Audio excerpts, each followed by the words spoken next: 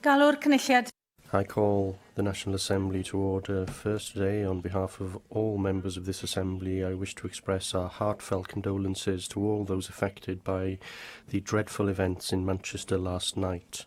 Each and every one of us is shocked by what happened.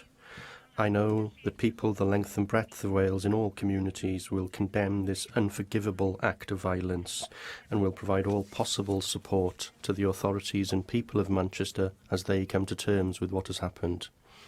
I invite the First Minister to make a statement expressing his condolences. You've spoken for all members in expressing the complete solidarity of this Assembly and the Welsh people as a whole with the people of Manchester and all those families who are suffering today. This was a particular form of cruelty at work because this act was directed towards teenagers coming out of a concert. It's difficult to imagine an act more appalling and more senseless.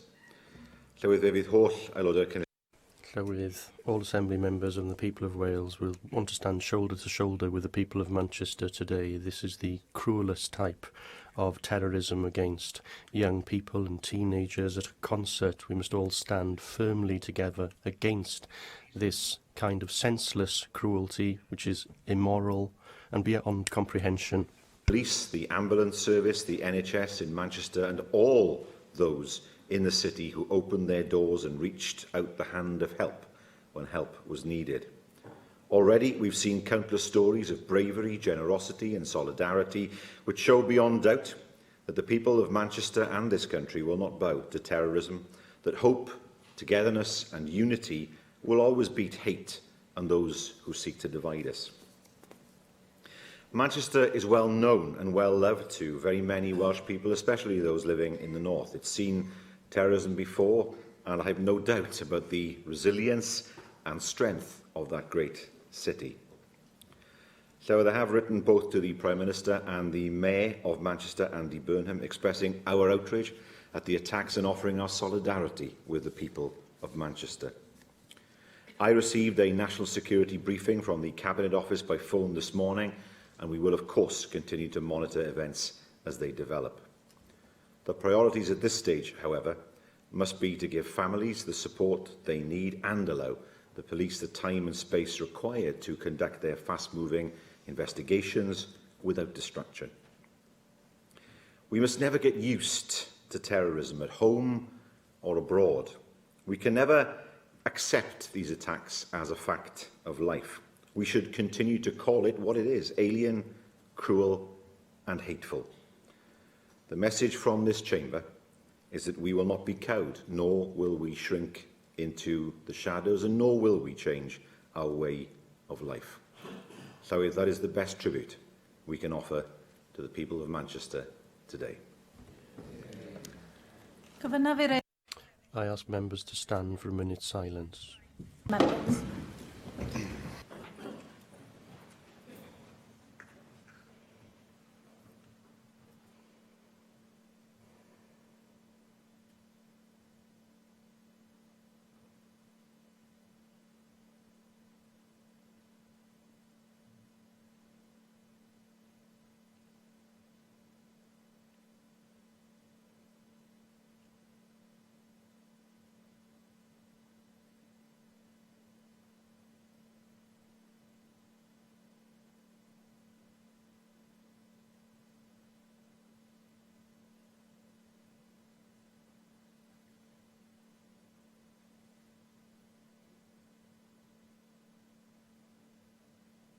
Diolch i chi.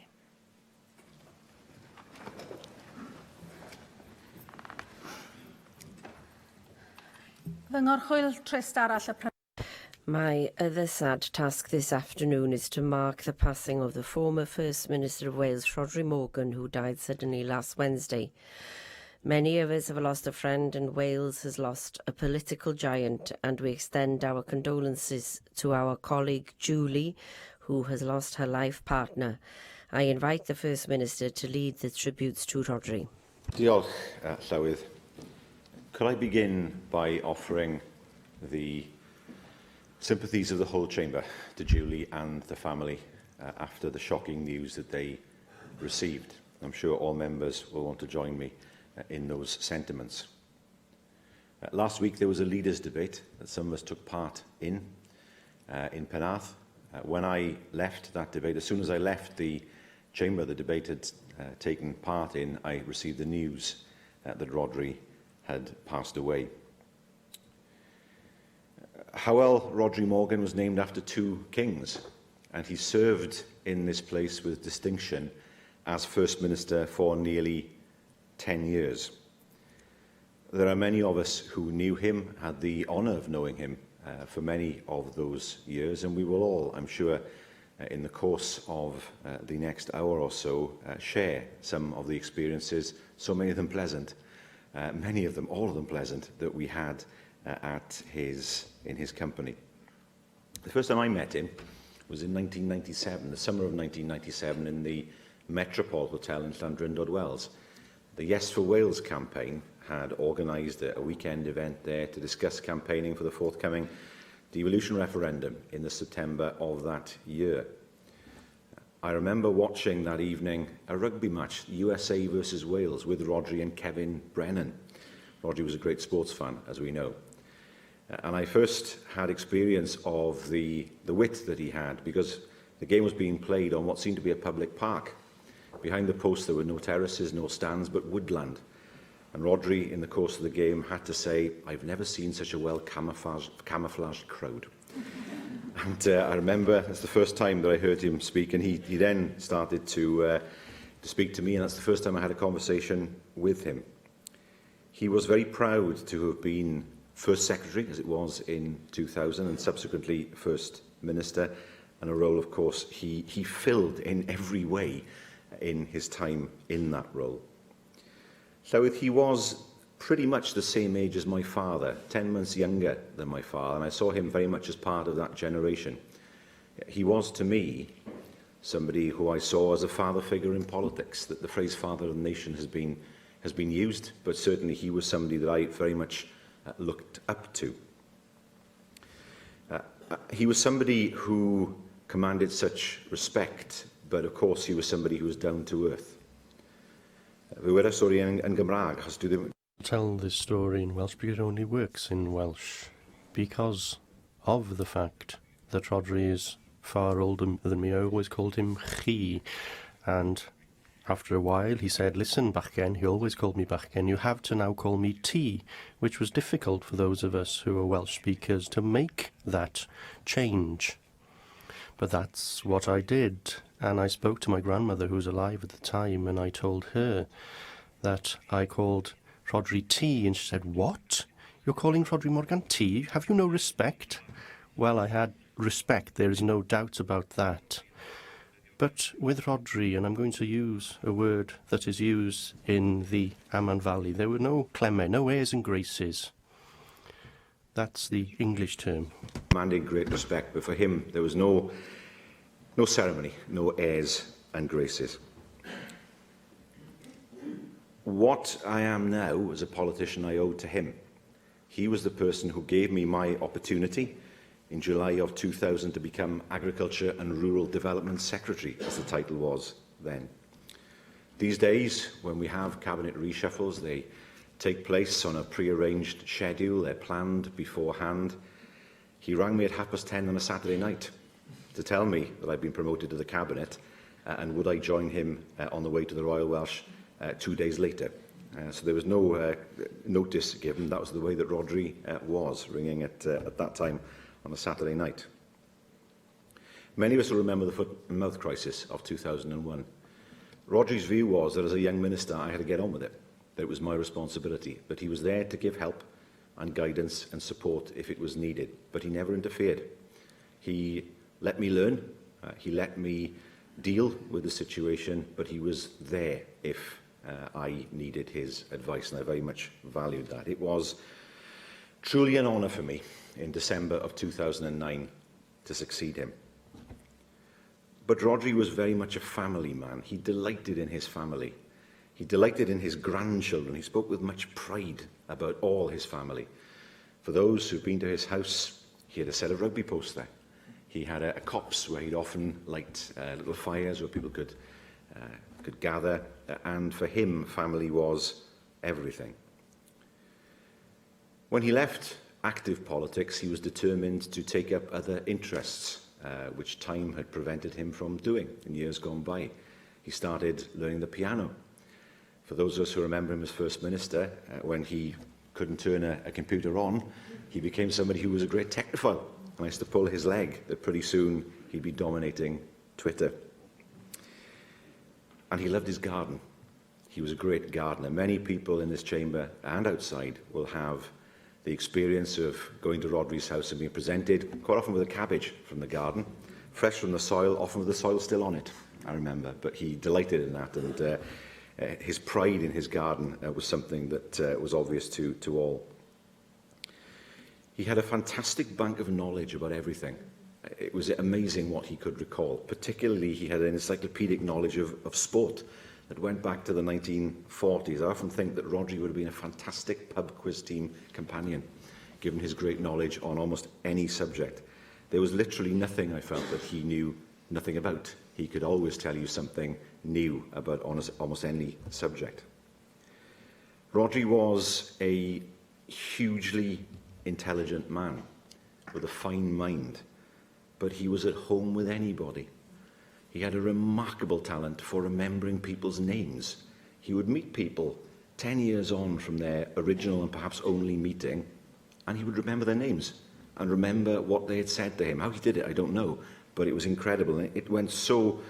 It was one of the things that he did, and so many people remarked on that, and it went so far in the public mind in associating him with being somebody who had a deep interest in other people. He was a great mixer and a great character, and he will be missed by his family, of course, but so many people around Wales and beyond. Last week, we lost a giant of our nation. He is gone, but of course his name is written into our history. Lost one of our nation's giants. He may be gone, but his name is written into our history.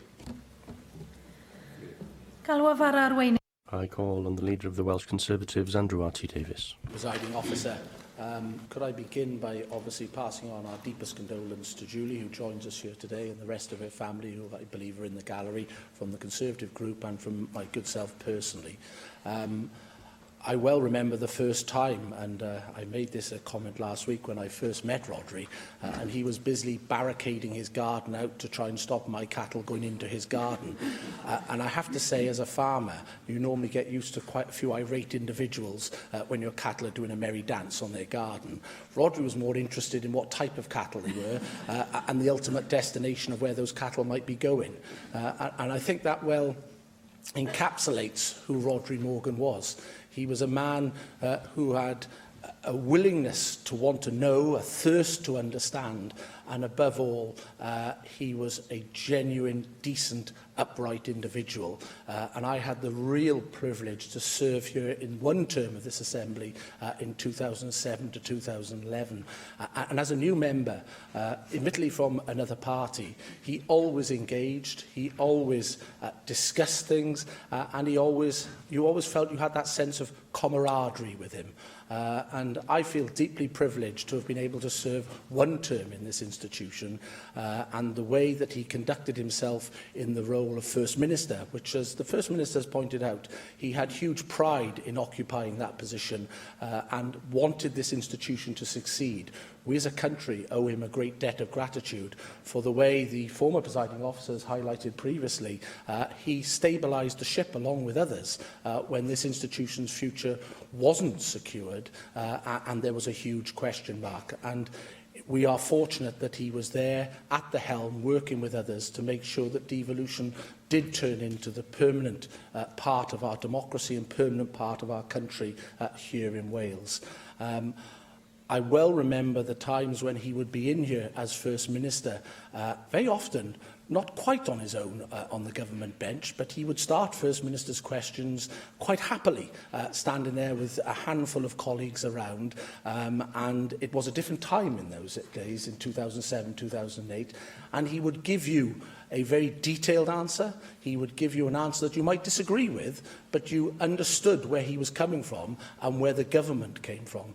And the other thing that struck me as a new member to this institution was in particular the way he engaged with the proceedings of the Assembly, how he would sit in the plenary here with papers in front of him, working through those papers, and his House of Commons background would very often come out, because all of a sudden you think he wouldn't be listening, and all of a sudden there would be that barracking from the First Minister's chair that as a new member you suddenly felt a little deflated about, to be honest with you. But most probably, and from my perspective anyway, as a young farmer, through their debating societies I got used to.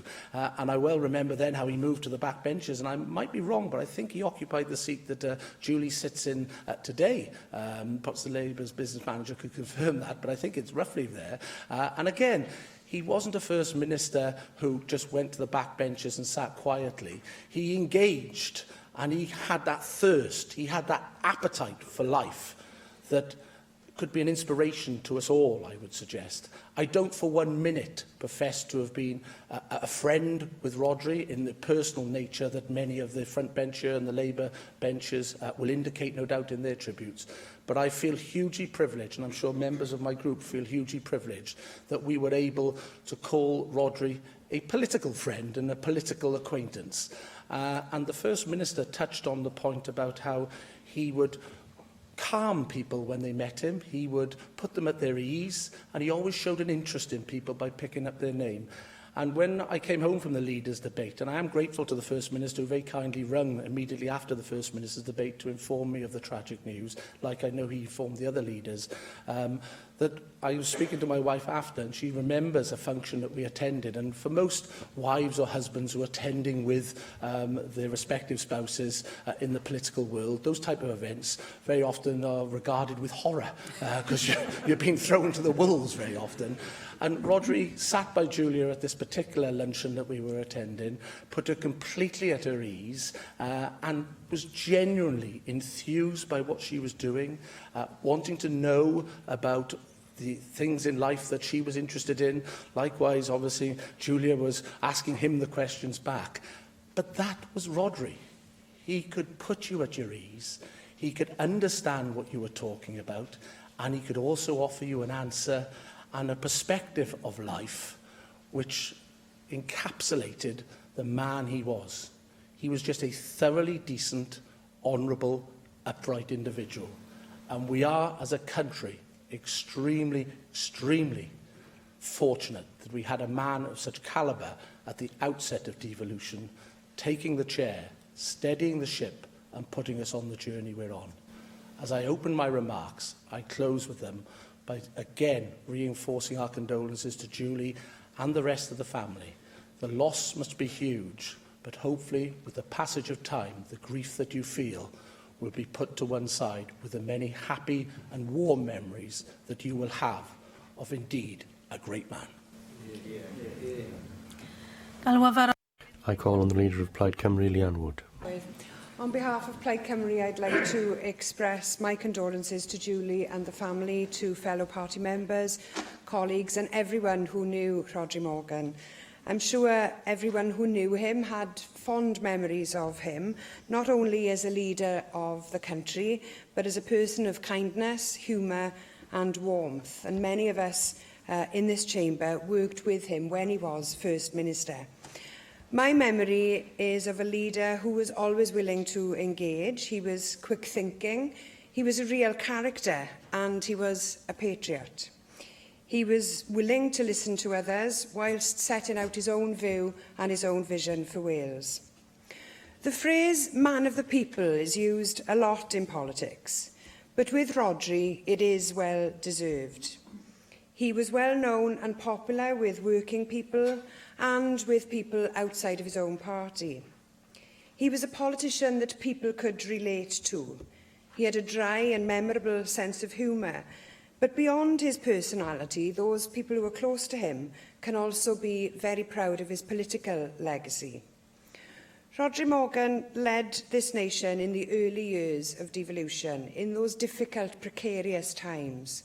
He formed the first coalition government with the Liberal Democrats and later governed alongside my party in the One Wales government from 2007 to 2011.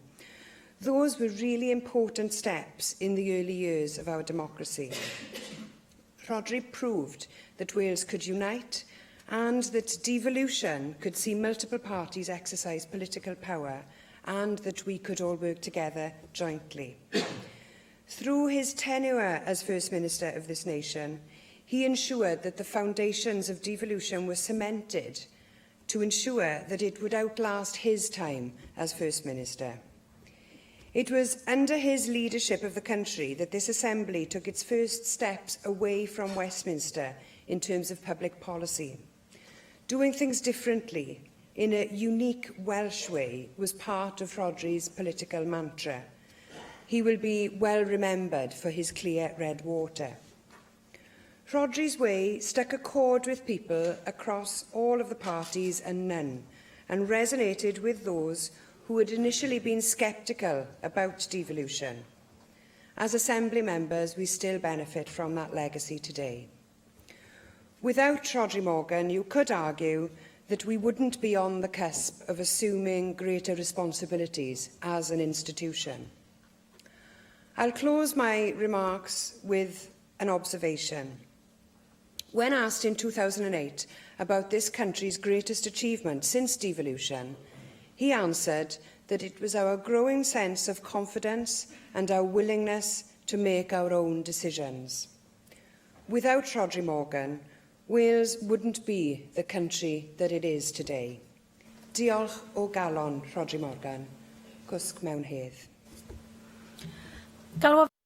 I call on the leader of the UKIP group, Neil Hamilton. I would like, on behalf of my group and my party, also to repeat the condolences which have been given to Julie and other members of Rhodri's family. I overlapped in the House of Commons with Rhodri for 10 years, from 1987 to 1997, and despite our political differences, Rhodri was an engaging and genial companion who always had time to talk. He was a gentleman and a gentleman. I warmed to him because it was immediately clear that, whilst fiercely loyal to his own party, he was always going to be his own man and a fully paid-up member of the awkward squad. Just as important, he was adamantine in his devotion to the fundamental decencies of life and politics.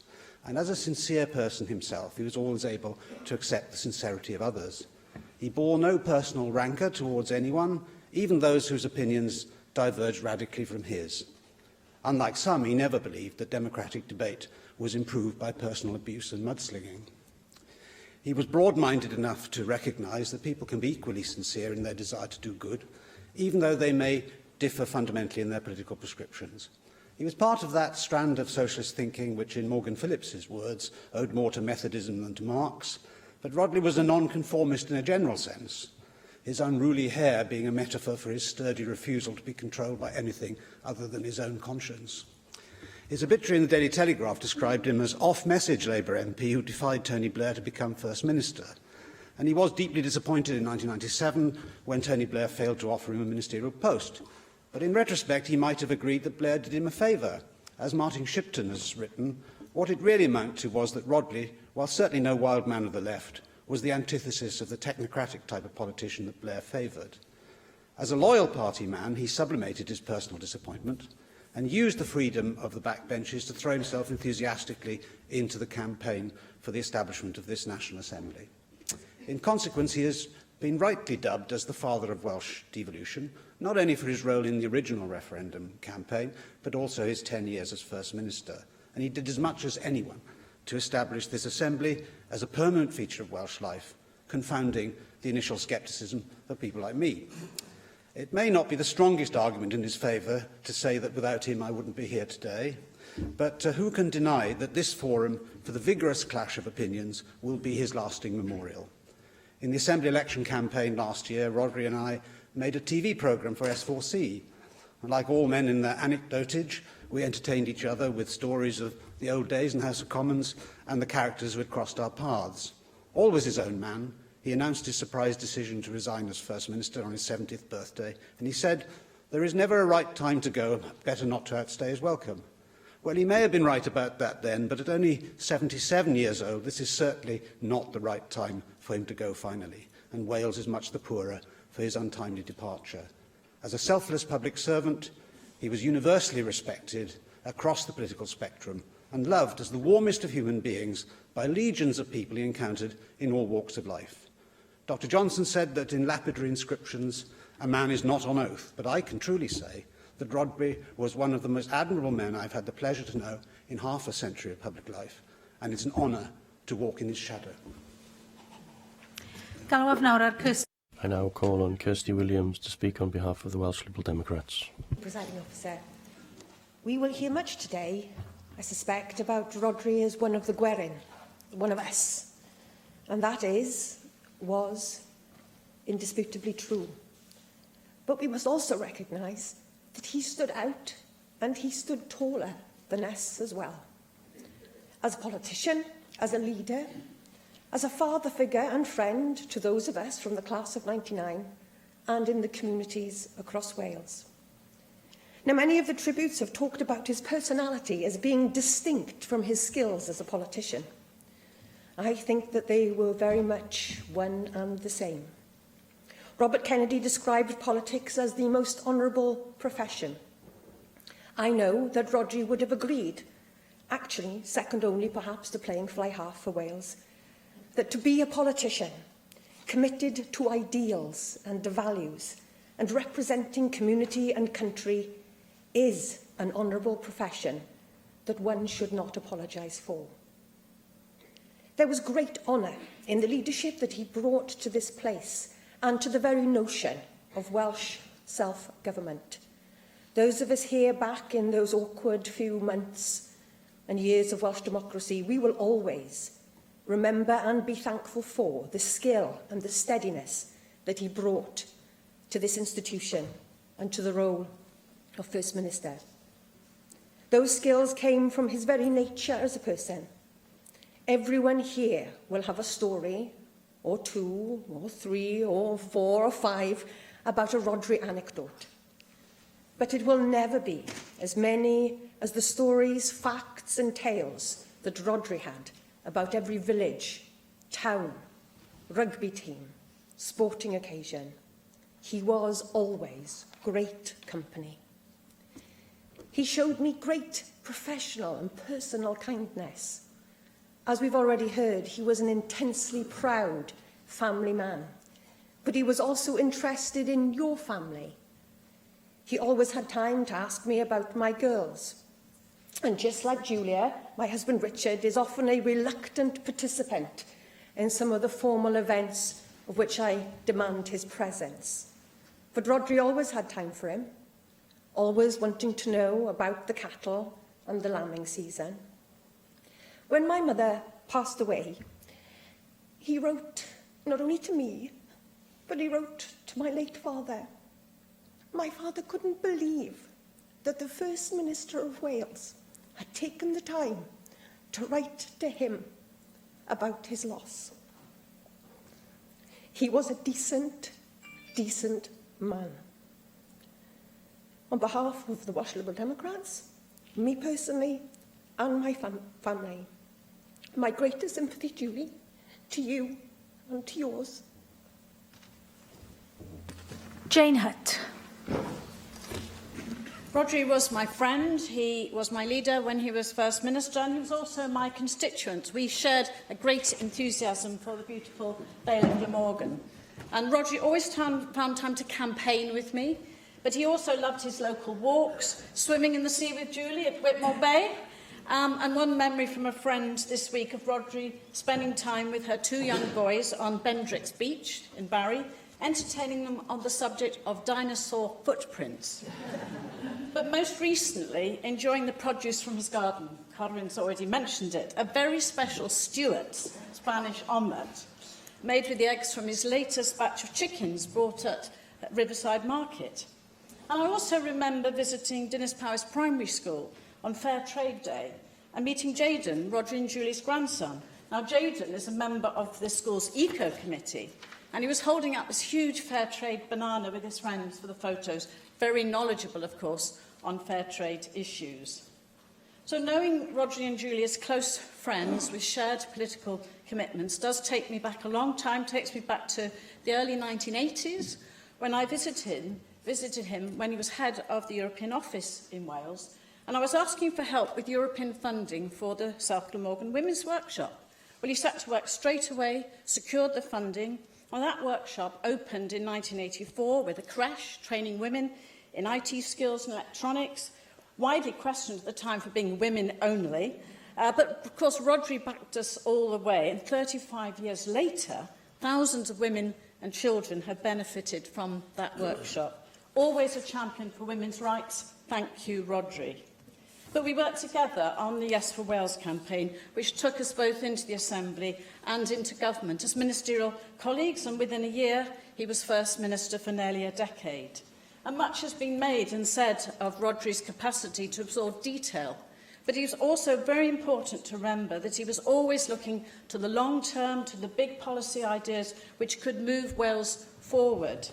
And so when I was Health and Social Services Minister, he made it clear he was as concerned with social services as he was with health, and with public health as much as the NHS. He ensured that we got the legislation to appoint the first Children's Commissioner for Wales in 2001, looked after children in Voices from Care, knew he was listening as he responded to the Waterhouse report. And of course, those were tough times in our early days, as has been said. 1.9 billion health budget compared with over 7 billion now.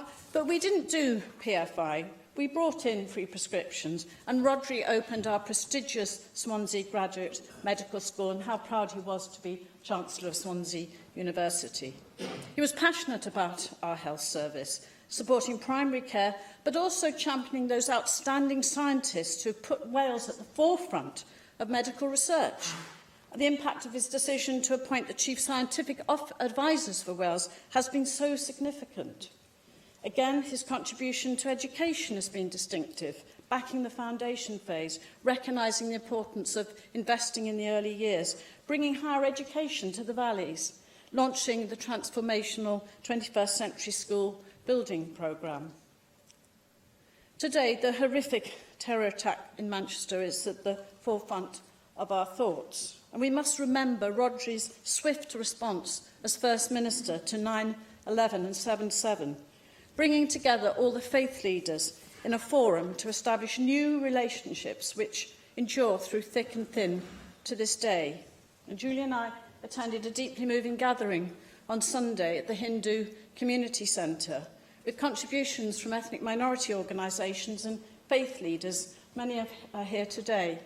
The message was that Rhodri had reached out, he'd listened, and he took action. And much has been said about Rhodri's capacity and ability to relate to people every day, everywhere he went in Wales. But he was also a man who looked out to the wider world. Wales for Africa is a shining example of that, as we'll see on Africa Day, celebrated in the Senedd this Thursday.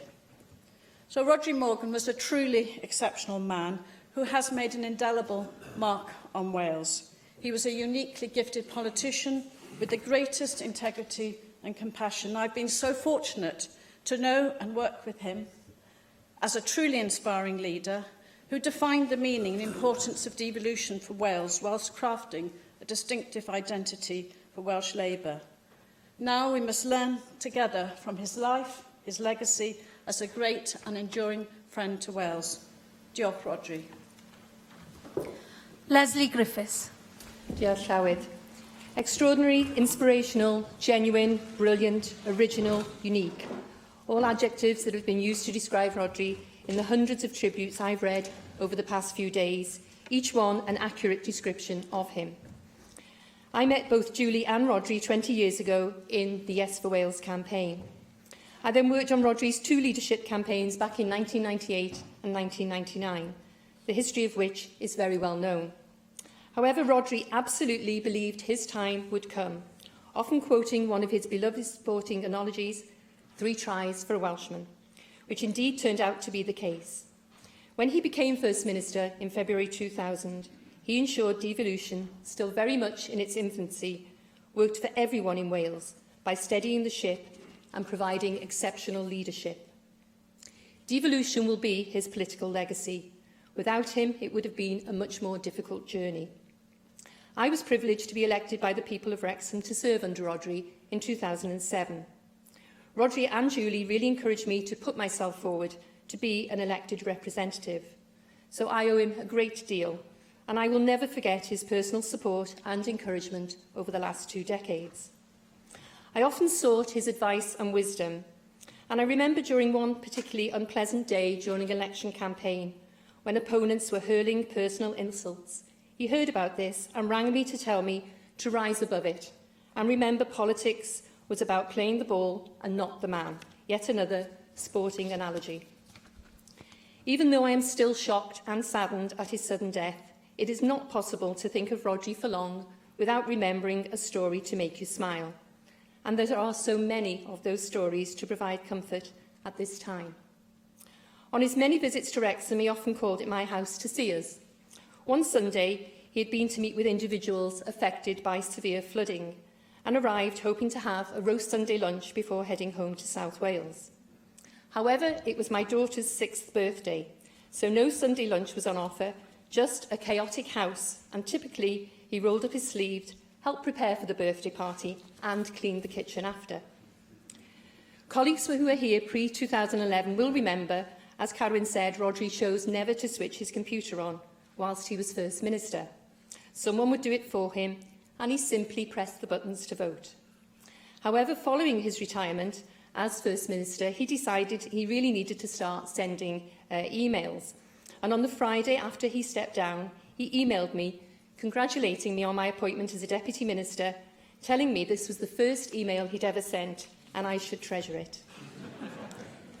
On our return after the Christmas recess, Rhodri sat behind me directly in the chamber and often used to ask me in a very loud whisper, did I fancy a cuppa? Much to the consternation of the then Presiding Officer. So I decided to show him how to use the messaging system we have in the chamber, and he then decided I should be his 24/7 ICT support, a job I was really happy to do as it was the first thing I'd ever been able to do better than him. Rhodri was down to earth, with no airs and graces, truly a man of the people. Passionate about Wales and her people. It didn't matter which village, town or city in Wales you visited with him.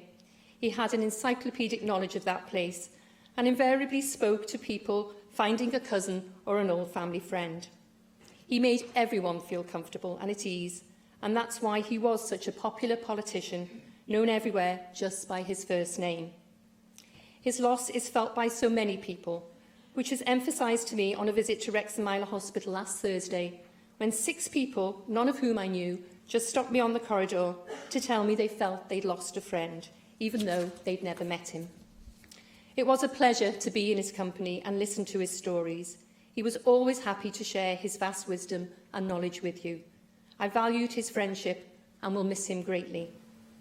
But of course, his top priority in life was his family, to whom he was devoted. Mine and my daughter's thoughts are with Julie and all his family at this incredibly difficult time. Thank you for everything, Rhodri. Sleep well, comrade. David Melding. Diolch, Llywydd. As chair of the Welsh Conservative Party group and the only member first elected in 1999, it is my sad honour to make this tribute.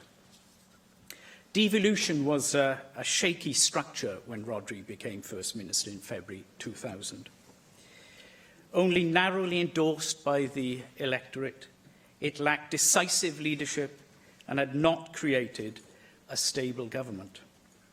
Rhodri provided the energy and vision that devolution needed to succeed in Wales. He was a tough opponent, and I think we should be candid in recognising this. But as was said of Churchill, any anger was like lightning, bright, decisive, and quickly passing. While his powerful memory was rightly famous, it did not extend to bearing political grudges, and we all know what a rare quality and a generosity of heart that is. For the heart of Rhodri's vision was that Wales must become a political nation to match and advance its cultural and historical achievements. And all our great political traditions have a part in that, which he nobly recognised. When Rhodri stepped down as First Minister, devolution was constitutionally embedded and about to receive a two-thirds majority in a referendum for primary lawmaking powers. Rhodri's service to the Welsh nation will be seen as the greatest of his generation of politicians. And it was a service that was supported and sustained by a long and happy marriage. I extend my deepest sympathies and those of my colleagues to Julie and the whole family. Mark Drakeford. Diolch, Llywydd. Dechreuais I fod I started to knock doors persuading the citizens of Cardiff West to vote for Rhodri Morgan in the famous victory in 1987 when the constituency overturned, for the first time in its history, to return to the hands of the Labour Party. I heard him speaking publicly for the last time just a fortnight ago, reliving the excitement of that campaign and the start of a 30-year relationship with communities across Cardiff West. Because if the name of Rhodri Morgan was new to many in 1987, it didn't stay like that for too long, as he fought against the barrage, the response to the Ely riots, as they were described in 1990, in fighting against the Quango state, the producer and director of that famous Welsh film, Last Quango in Powys, as I heard him refer to so often. By 1992, what used to be a marginal seat was now firmly in the grasp of Rhodri Morgan. Not that this was the result of anything but hard work. The weekly surgeries, the public meetings, the community engagements. Perhaps he became more prominent on the national stage, but wherever he was needed locally, Rhodri was there. In those days, in the first half of the 1990s, Jane Hutt and I were the county councillors for the Riverside ward in Cardiff West. Sue Essex and Jane Davidson were the Riverside city councillors. We would hold weekly street surgeries, distributing flyers inviting residents to put them up in their windows if they wanted us to call. Once in every couple of months, we'd be joined by Rhodri. Out would go a special flyer advertising the presence of the local Member of Parliament. Instead of the usual 3 or 4 takers, a dozen leaflets would go up in people's windows. Into the first house, Rhodri would disappear. Sue, Jane or I would proceed to call on each of the remaining 11, every one of them disappointed to see us, every one of them hoping to see Rhodri. 3/4 of an hour later, we would return to the first house. There would be the Member of Parliament for Cardiff West, a plate of Welsh cakes, 2 cups of tea, 3 cousins discovered to be in common. They thought he was wonderful. And of course, they were right. No surprise then that by the time of the 1997 general election and the first Assembly elections of 1999, the Cardiff West voters were returning Rhodri Morgan with majorities which I remember telling him at the time would be the envy of Albania, one of the few European countries, he then pointed out, with which he did not have a pre-existing set of political contacts or relationships. By 2001, with a parliamentary representation of Cardiff West passed safely on to his close friend and advisor, Kevin Brennan, who I know is here this afternoon, Rhodri was free to concentrate on juggling just the political demands of being both First Minister for the whole of Wales and the fierce energy he brought to representing individuals and communities in his own constituency, and a relationship which continued well beyond his formal retirement in 2011. Knocking doors over the past few days in Cardiff West, Llywydd, has been a slow and painful process, full of tears, full of laughter, as household after household has its own Rhodri Morgan story to tell. Llywydd, because I spent the best part of a decade working with a small number of people who were there in the First Minister's office, Lawrence Conway, Rose Stewart, during those earliest years of devolution, I just wanted to end by saying something briefly about Rhodri's time in office. You've heard the story today of those hugely rocky early days, how he stabilised the devolution project and set it on the course it has steered ever since. It's hard to add something new to that essential narrative. But what I did want to say this afternoon is that underneath that sparkling surface, that ability to talk to anyone about anything, went a hugely serious political purpose. The creation of this institution, the putting of power in the hands of Welsh people to decide on issues which affect only them, the embedding of devolution in all parts of Wales. General de Gaulle, Rhodri would say, complained that it was impossible to govern a country that had more than 2,000 cheeses, and he had it easy in all those things. A Senedd, soon to be a Parliament, an institution with full law-making powers, a proper separation between the executive and the legislature, and most of all, a secure place in the minds and preferences of Welsh citizens. What a different place this is to May 2000, in those earliest days of Rhodri Morgan as First Minister, and because of Rhodri Morgan as First Minister. Llywydd, devolution is a project without a history. All of us involved in it have had a hand in its creation. Inevitably, much of what we face, we come across for the first time. The loss of a former First Minister and friend is exactly that sort of event. It leaves us raw and struggling to respond. But of this we can be sure. Without Rhodri Morgan, that journey we have all been on would have been very different and far, far more difficult. John Griffiths.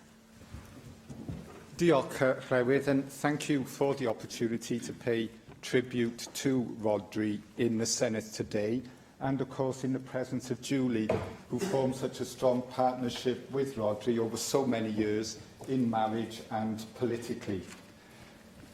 It was a privilege, Llywydd, to serve with Rhodri in the Assembly and indeed in government, and I'm very grateful to Rhodri for giving me the opportunity, my first opportunities as a member of his governments.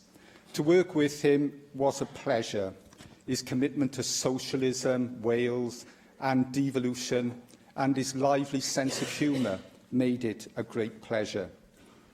I well remember in his early days as First Secretary, Rhodri speaking at so many events in the Assembly, in the Bay, round and about on a very wide variety of matters, and always displaying that breadth and depth of interest, of knowledge, that made, I think, all of us very proud that we had such a First Minister.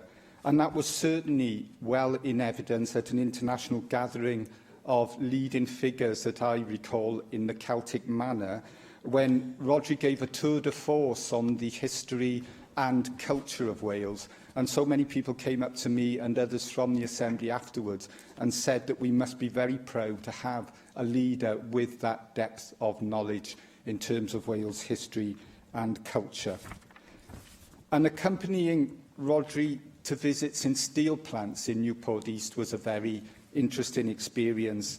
Everybody there with decades of experience in the steel industry was so impressed by Rhodri's interest and his knowledge of industrial processes and products. And I know that wasn't only true of the steel industry, it was true of so many visits to different sectors that made up and make up our economy in Wales. And when he occasionally came along to Newport Gwent Dragons rugby games, not when they were playing Cardiff Blues, but other opponents such as Munster that I remember, he was a huge hit on the terraces because of his passion, his very obvious passion for rugby, and indeed sport in general, and his vocal support and willingness to engage in banter around Cardiff Blues and Newport Gwent Dragons and their different merits and and results and successes.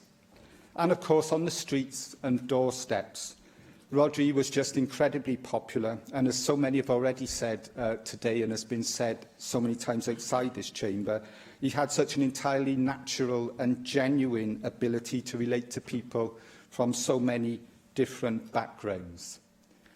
Clywyd, I think it's clear that Rhodri's place in history is secure, getting the Assembly up and running and established, giving it credibility, profile and popularity, and shaping post-devolution politics in Wales and Welsh Labour politics onto that territory that we are now so familiar with, left of centre, designed for Wales, clear red water.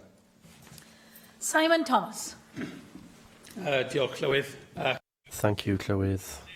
And Rhodri Morgan was born to be First Minister, not only because he had the names Rhodri and Howell, but because of his character and personality. It wasn't apparent to his own party on 2 occasions, but at the 3rd attempt, as Rhodri Griffiths has reminded it, 3 tries for a Welshman, he became the leader of a party, an assembly, a government and a nation. We needed someone in the early days of devolution who would encapsulate in his personality the nature and quality of devolution, and Rhodri was that individual. The concept of devolution was vague. It was difficult to understand what it meant for the person in the street, in the shop, the surgery or the school. But everyone could turn to Rhodri Morgan and fully understand that this is what devolution is, our own leader. When Rhodri Morgan spoke of clear red water, he was aiming his comments at his own party, yes, but they were important words for the whole nation. They gave people who were cool about devolution to embrace it, saying, yes, you can be British, a devolutionist, a nationalist, and still be part of the Labour family. In simple words, he encapsulated the complexities and the benefits of devolution. I have no doubt that we wouldn't be meeting today as a parliament with full powers if it weren't for Rhodri Morgan. Others and other parties played a full part too, but Rhodri's commitment to an agreement made in the One Wales government to call and to campaign for a referendum for a full parliament was always solid and robust. That was true, strong leadership. It was a pleasure, and as the First Minister told us, it was often a lesson for me to work for him during that time. I will allow others who were more friend than colleague, as I was, to talk more about his unkempt appearance and his hair at times, the fact that one had to go a long way to find a pair of decent shoes for him to appear at a conference. I will just say that this was his character and his personality. It's what kept his feet on the ground, and it was not something that was created to hide true personalities we find with some politicians and some others. Before I knew Rhodri, as we go back many years in the voluntary sector in Wales, and I also knew Julie as a Member of Parliament in Westminster. I want to convey my deepest condolences on behalf of myself, my own family as well, to Julie and her family, but to say that she and Rhodri has left an indelible mark upon myself and my family also, because in my early days in Westminster, talking to Julie, I understood that Rhodri and Julie had a very secret place, a place that was in my constituency then, a caravan in Munt. And this sounded a wonderfully romantic idea. But more importantly, it sounded like what was keeping Rhodri and Julie and everyone else sane and human in a life of politics. So within a year, I had my own caravan on the coast of Ceredigion, even though I live in Aberystwyth. And that's kept me grounded and humane and sane, I hope. And I hope that the coast of Ceredigion will bring you many fond memories of Rhodri and your time spent in Munt and your family there as well. O'n I hefyd fel un oedd yn y...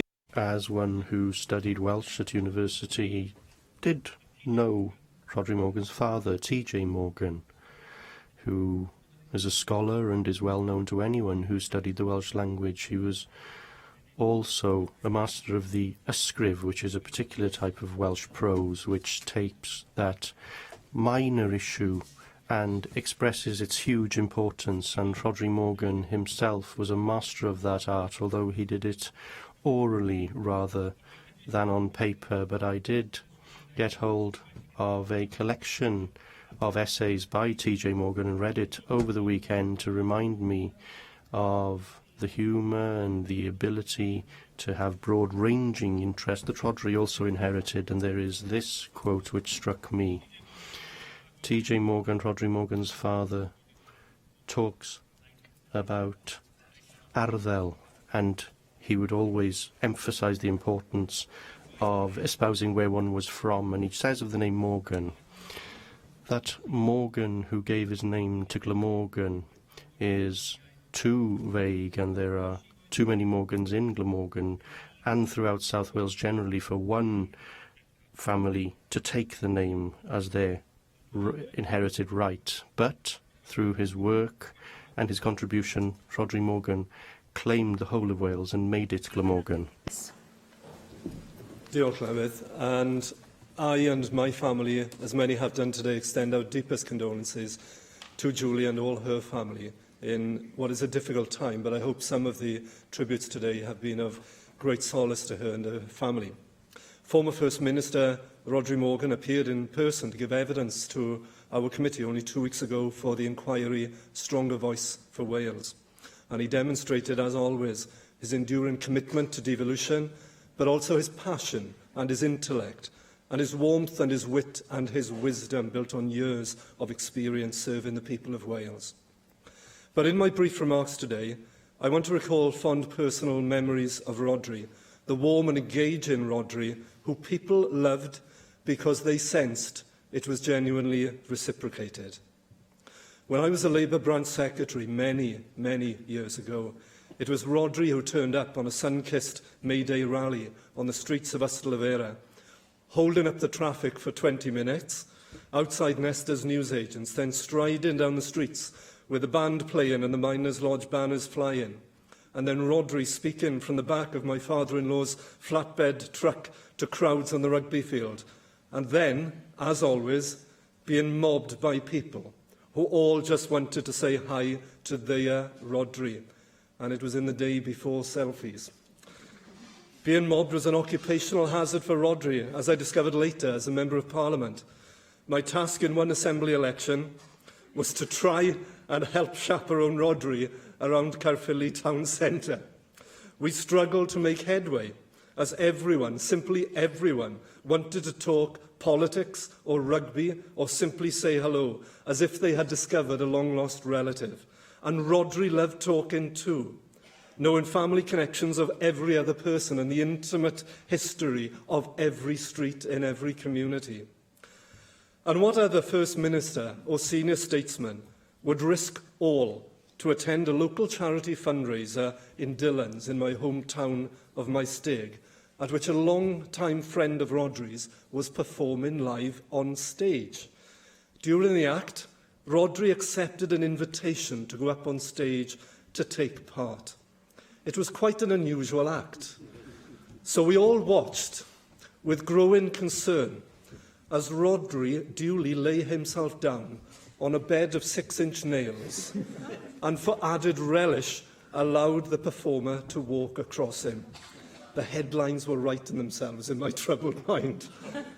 And personally, and I know I won't be alone in this, I will remember the selfless way in which he encouraged me and others to take up the mantle of public service and to stand for election.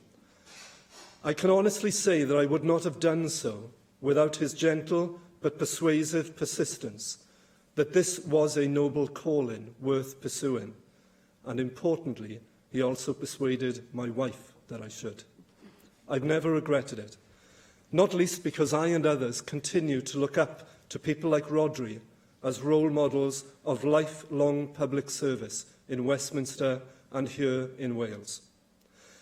To scale the political heights as he did, yet to retain the common touch with such ease, shows the measure of the man and the friend we have lost. His legacy is great and enduring, Rhodri Morgan was a true servant of Wales and a true friend to everyone he knew.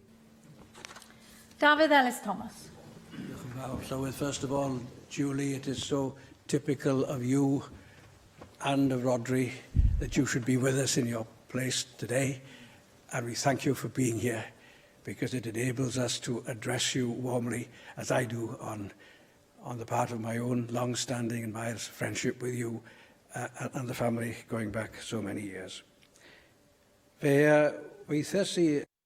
I first worked with Rhodri Morgan when he was elected to the House of Commons as Member of Parliament for Cardiff West in 1987. But he had vast experience before becoming a Member of Parliament, and it's important that we mentioned his intellect and the scholarly nature of the family, as we've already heard reference to, because I've been a friend of his brother, Prys, and fondly remember his father because he stood head and shoulders above the scholars of Welsh literature in the 1960s, as one like me who was a student, because he was a far more engaging lecturer than the rest of them, and that talent was certainly passed to Rhodri. Rhodri was himself a scholar, graduating from Oxford and Harvard, having been a researcher in local and central government and an economic advisor to the Department of Trade and Industry, a development officer for South Glamorgan County Council, and, as we've heard, head of the European Community Office. And I recall him coming to the Commons, and I was surprised by his ability to secure promotion so swiftly. Of course, I had been a backbencher and an inadequate leader of a slightly smaller party, but as we remember in Westminster, he was the official opposition spokesperson on the environment, on energy, and of course on Welsh affairs. And that is when the foundations of devolution were laid for 1997.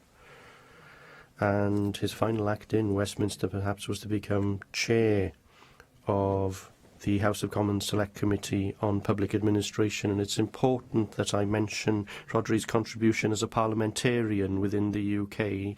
This man wasn't some kind of maverick. He was a talented parliamentarian who could use all the skills of Parliament to confuse the government, and I well recall the almost military requirement upon us to oppose the Cardiff Bay barrage, and Rhodri, of course, was behind all of that.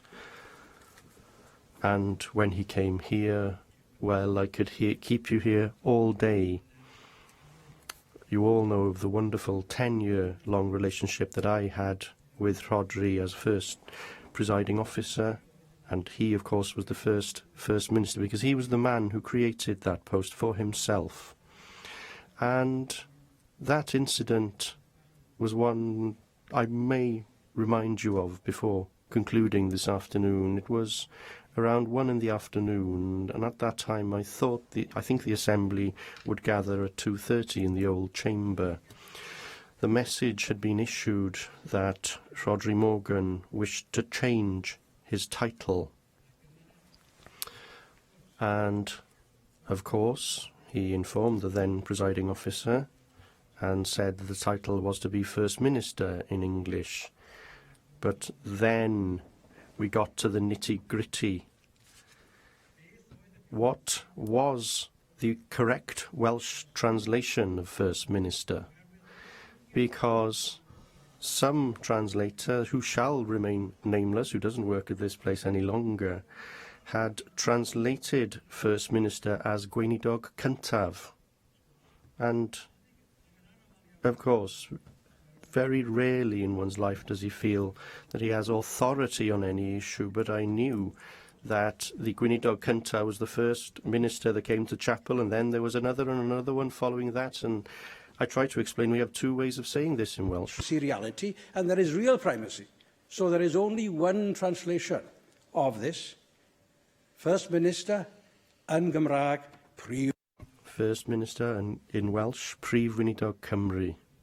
That was a quarter of an hour before the Assembly sat, the message came back that the First Minister gladly accepts that he will be described as First Minister in English and Presiding Cymru in Welsh.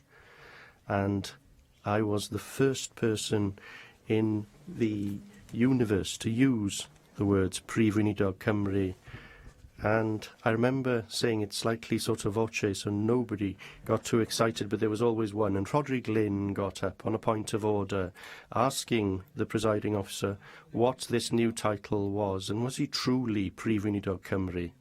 Well, Rhodri Morgan became the real First Minister of Presiding Cymru, and I had 10 years of great enjoyment. We never fell out. Not that I'm suggesting that presiding officers and First Ministers should fall out, but it had happened before and it could happen elsewhere. But Rhodri understood the Constitution through his great intellect. It was in his bones. He understood the principles of the separation between government and assembly and the need to scrutinise government by being independent and the ability for government to take criticism. That was all there because it was in his own experience as a parliamentarian in Westminster. And we could then proceed to build what we have built. He wasn't in favour of this building because he wanted an extension at the back of T. Howell, but he didn't get his way in that regard.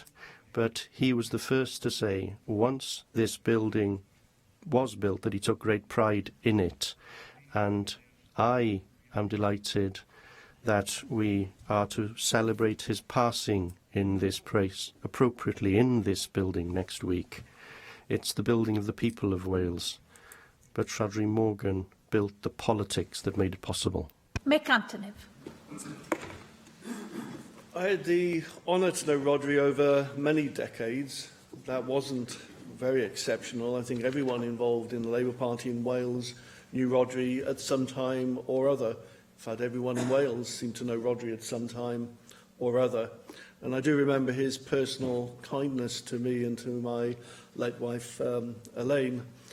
But I'd like to make a specific tribute on behalf of those thousands of people in Wales who, like Rhodri, gave several decades of their lives to the campaign against apartheid in South Africa and the international sporting and cultural boycott which eventually contributed to the downfall of the apartheid regime.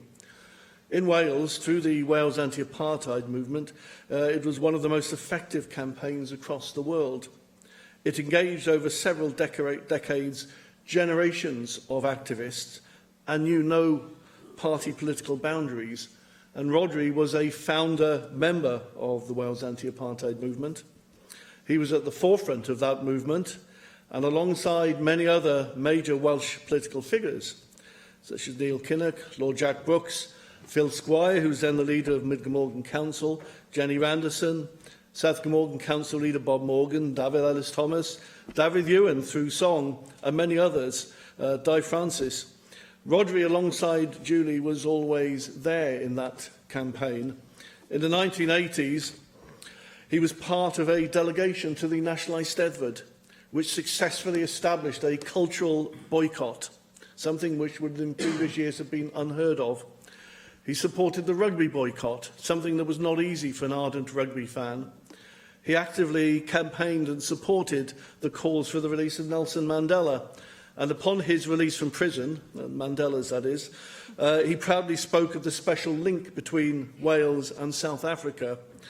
And this was recognised by Nelson Mandela and by the African National Congress. Rhodri was a participant in the famous Welsh fundraising sponsored walk held each year to raise funds for charities commemorating the Soweto massacre. A walk which in fact carries on to this day, and a walk I know he enjoyed, 5 miles from Llantwit Major to the Plough and Harrow pub in Monknash, and then much more slowly, back again. Alongside so many, Rhodri was a spokesman for all that was so good in Wales when it came to standing up against injustice wherever it occurred, and in the best internationalist traditions of Wales. So on behalf of all those who were involved in that movement, and I know they would like me to say thank you, Rhodri. You were a great campaigner for justice and international solidarity, and you played your part in Wales of bringing the evil of apartheid to an end. Lloyd. Thank you, Presiding Officer, and I also rise as a member of the class of 99 and also the chair of the Plaid Cymru group here at the Assembly. I met Rhodri Morgan for the first time in 1996. We were both on a panel discussing the health service back in 1996. And I remember him being surprised that a young doctor wanted to venture into this world of politics. But I was rather surprised myself, to be honest, and perhaps I'm still slightly surprised. But that is my earliest memory of Rhodri Morgan, and he was great company on that day. And of course, in 1999, the original 60 members here were elected, and it's strange to think of all the plenary sessions that have been held here over the years. Some in quite good times and others in quite difficult times, such as today, to be honest. This day was black enough already. It's become even darker with the overnight news from Manchester. There is a significant challenge for us as a nation in the light of everything that is occurring in our world today. And we are very proud to have this Assembly as a foundation to the way, or a basis to the way in which we can respond. Therefore, I am very proud to be able to pay tribute to Rhodri Morgan's work over the years. Yes, we have heard in the early years things were quite delicate here at times, but gradually the powers have grown, and the referendum was won in 2011. And this Senedd is on its way to become a real parliament, and it's fair to say that our thanks are greatly due to the special contribution of Rhodri Morgan to secure the strengthening of this Senedd over the years. It's needed more than ever to defend Wales and protect Wales today. And yes, we see that Julie is here. I'm pleased to be able to greet you as a friend, as a colleague member of this Assembly, and we sympathise deeply with you and all your family. I am aware, of course, that the family are present in the public gallery, and it's good to greet my old friend and the brother of Rhodri Morgan, Professor Rhys Morgan. We have been friends in Swansea for over 30 years. He's a very close friend and the genius of Wales's history. The contribution of the Morgan family, the Morgans, as we've already heard, has been exceptional. And we have you all in our prayers.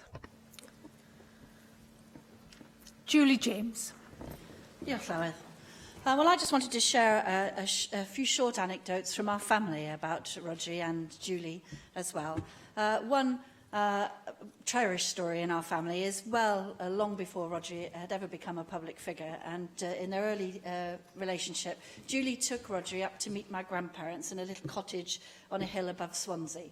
And my grandmother was a very sociable Welsh mam, would have been full of tea and Welsh cakes, but my grandfather, not so much.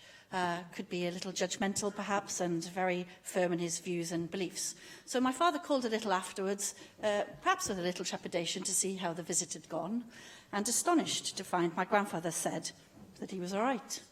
A little pause. Yeah, he's all right. And then on his way out of the house, my grandmother leaning forward and said, he passed very high. Very high. So I've never asked Julie about her version of that story, but it's a cherished one in the family. And then, of course, as time went on, Rhodri and Julie became much more public figures, but still always had the time to share with the family and to come to family occasions and be hospitable in Cardiff, or come down to Swansea and be hospitable.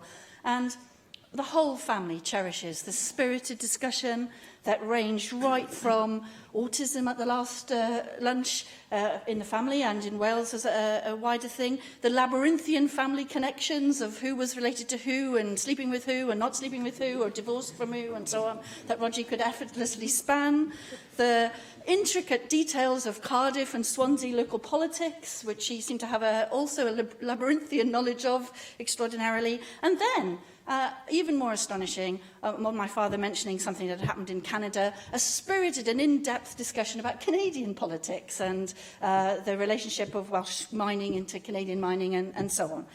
I'm not telling you anything you didn't know about Rhodri. He seemed to know everything about everything. He had the time and the energy to give to people, and Julie alongside him. They were very kind to my family when my father was ill, taking the time and trouble to support us. They will be sadly missed. We love them dearly, and my deepest condolences to Julie and the family. Eluned Morgan. Thank you very much. I'm pleased to pay my own tribute to Rhodri, a giant of our nation. He was a patriot, a socialist, a democratic socialist, who made a huge difference to our nation. He brought stability to this place in a very troubled time.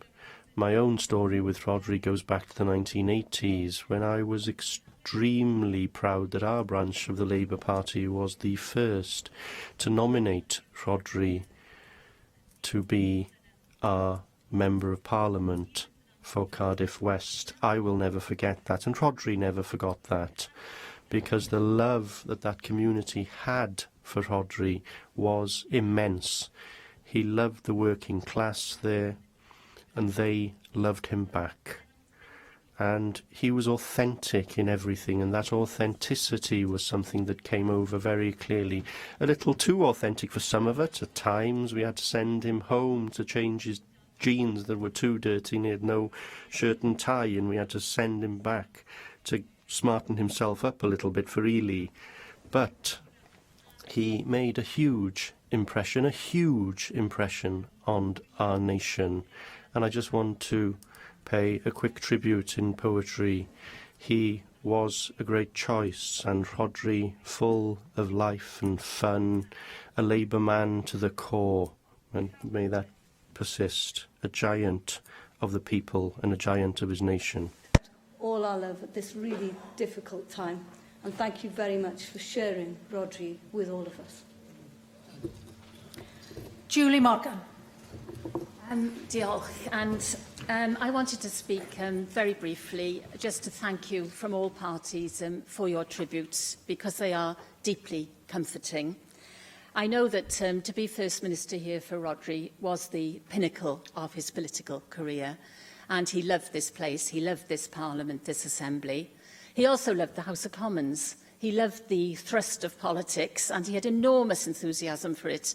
I will never forget him going up to the House of Commons, weighed down with bags, and arriving back in the early hours of the morning, because, of course, they were sleepy. You know, they were having these very, very long nights in the House of Commons then. But he did enjoy it all enormously. It meant so much to him. But one thing I want to say about Rhodri that was very important, he never looked back.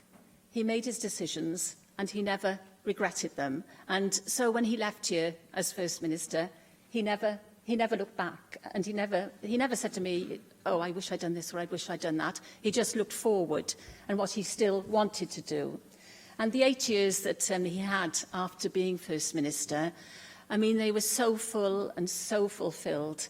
You know, many people have mentioned that here today. You know, he absolutely loved the garden. He had most wonderful crops, and he had them all prepared for our big extended family who are here in the chamber today, to give them, those vegetables when they came. As Jane said, he just had an extra 5 new chickens. So I'm going to be very busy looking after the chickens and the vegetables. But he also, did a lot of other things. He's nearly finished his book, which I'm sure you'll be all interested to read when it's published. He loved being the Chancellor of Swansea University. He was very involved with self-help therapy, a company he was very involved with.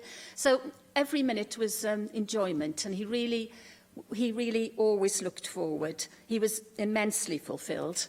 And we had, you know, we've had a bit, I would say, a roller coaster sort of life, with the politics being so roller coaster. You know, it's been rosettes all the way. But it's been, you know, it's been wonderful. It's been a huge pleasure. And I really feel that, you know, losing Rhodri is a terrible personal blow to me and to the family. It's like, you know, sort of, well, it is an aching loss. And I know I haven't realised yet the full enormity. But it is very comforting to listen to what everybody has said today, and the tributes, you know, from everybody here in the chamber and from all over Wales that we received have been a huge comfort. And, you know, I'd all like to finish by saying, really, is that he had a wonderful life and he enjoyed every minute.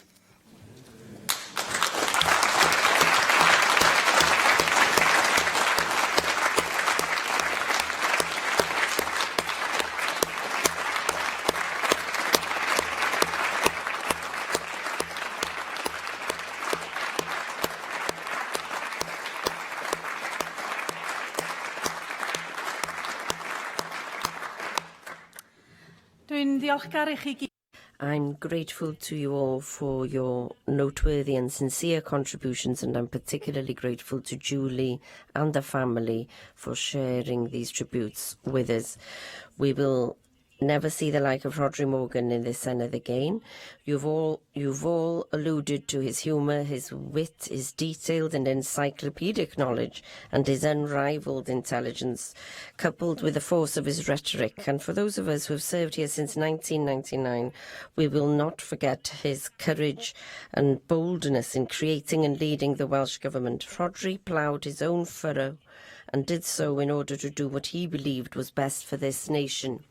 As we heard, Rhodri's utopia was a small patch of Ceredigion, Munt. During the summer, reports would reach the local assembly member that the First Minister of Wales was in his shorts on the beach at Munt, or could be seen reading the newspaper on the rocks by the sea, or swimming with the dolphins that had ventured once again to play in the shallow waters. In his caravan on Blaenwaun Farm, Rhodri was given the peace, tranquillity and time to reflect, to recharge his batteries and to relax in the company of his closest family. Math. His knowledge and memory were immense. This was the man who, in unveiling Colin Jackson's portrait in the Assembly, could recite the athlete's major race times to the hundredths of a second. He was full of the unexpected. He completely floored me as his Rural Affairs Minister when he asked me across the Cabinet table for an update on how I intended to deal with an invasion of salmon-eating jellyfish. He led us from our heart here in this chamber. He respected us all, took an interest in us all, and in all the communities we represented. Rhodri was the man who led his country with passion and realism, and he swam quietly with the dolphins. Let us remember Rhodri and stand in respect of all he achieved for his nation and in sympathy with Julie and the family.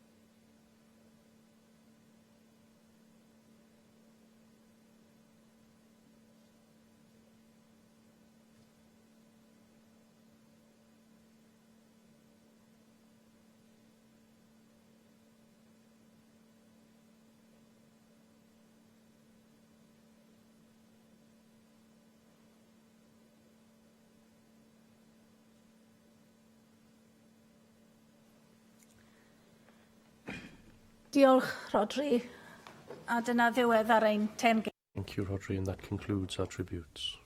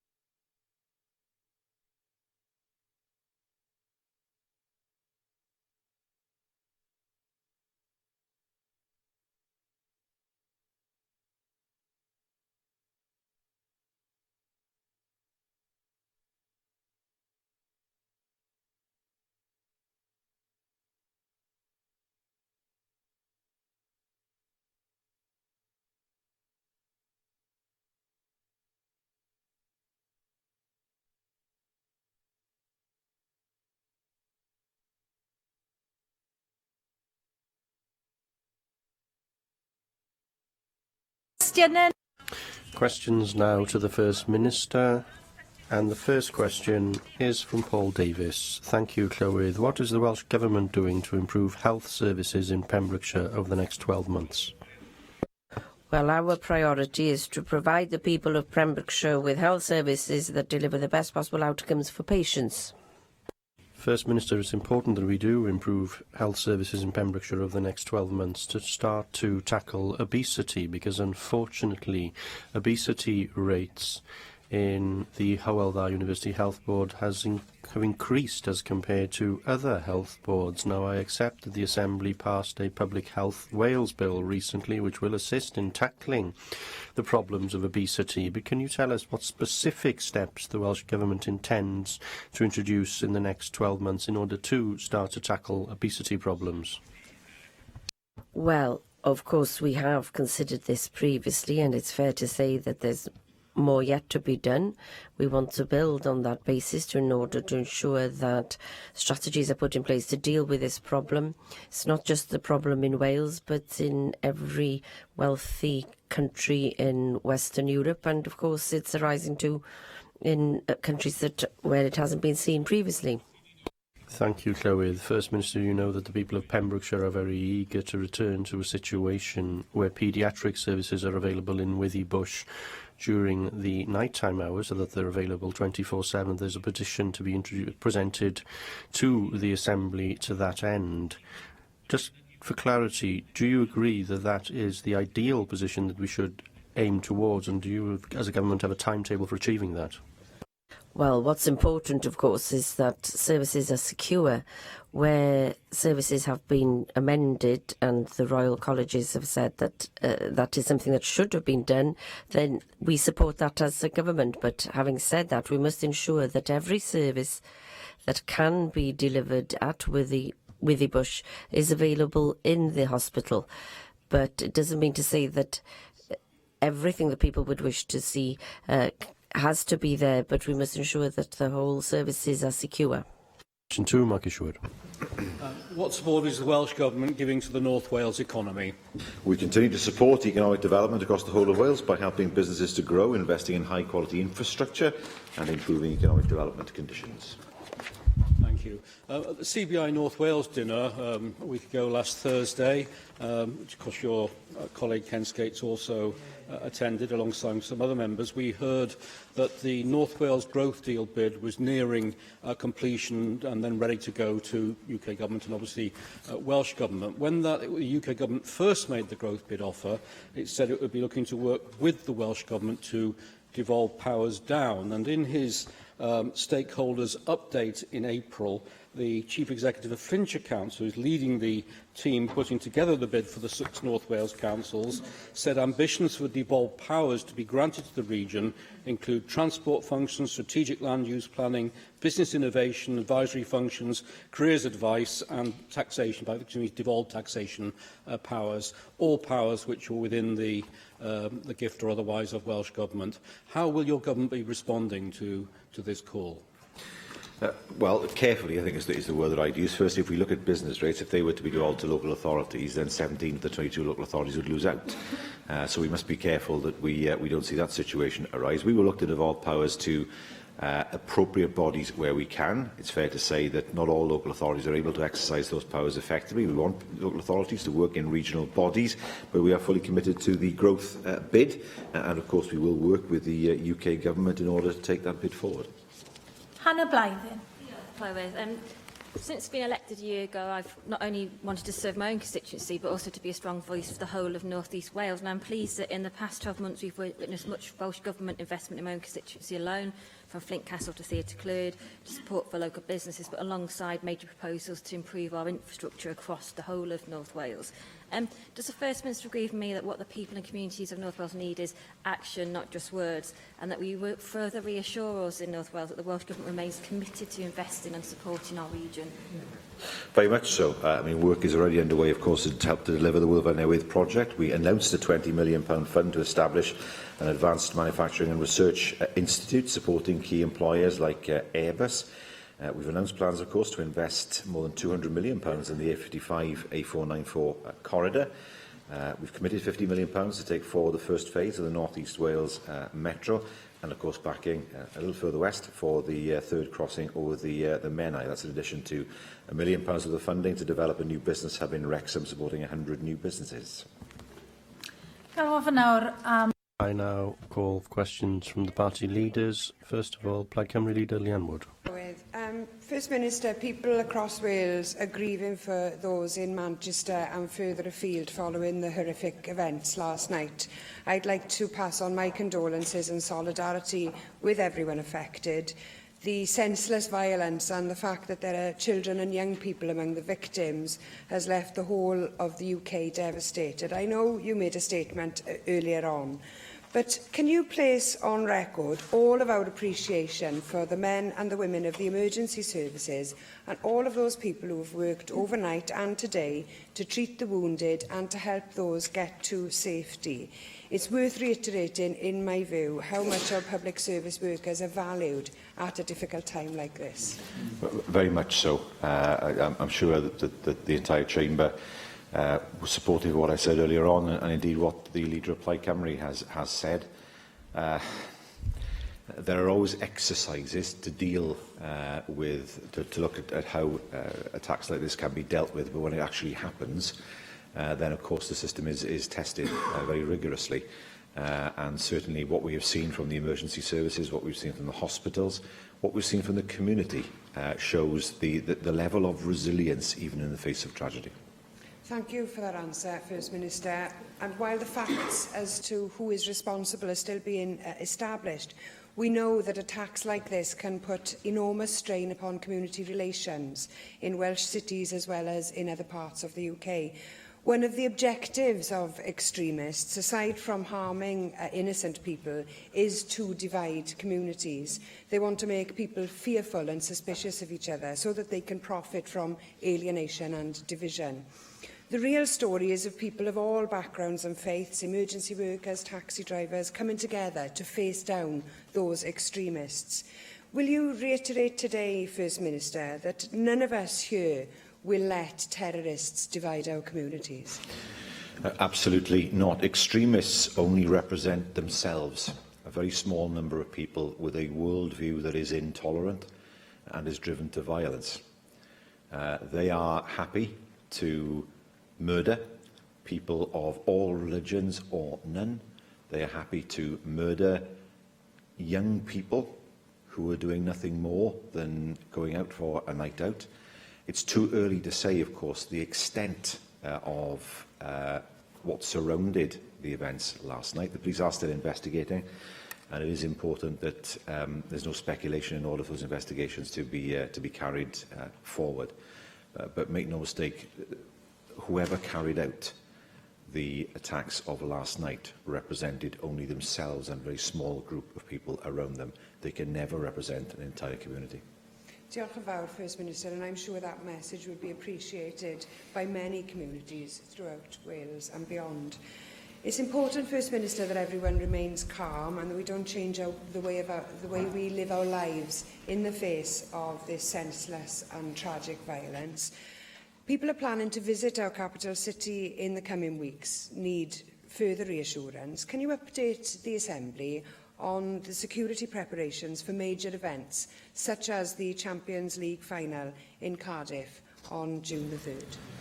Yes, I touched on this in the conversation I had with the Deputy National Security Advisor. The security arrangements for the Champions League final are robust.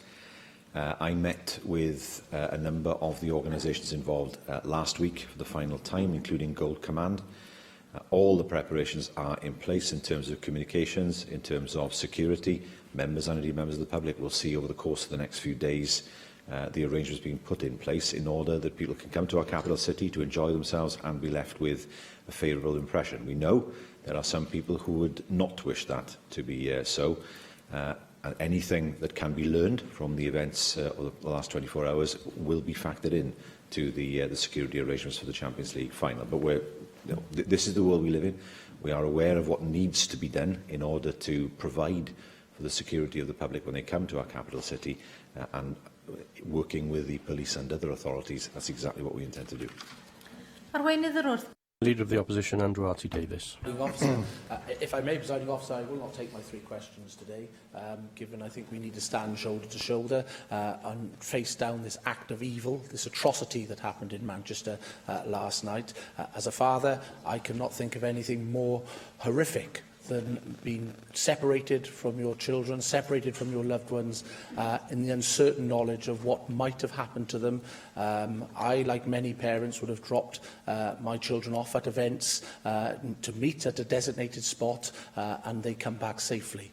And I can only offer my love, my support, my condolence to each and every member who's gone through a bereavement, the injured in hospital, and tribute to the dedication of the public services who responded so quickly and so professionally to that atrocity, that act of evil that visited Manchester last night.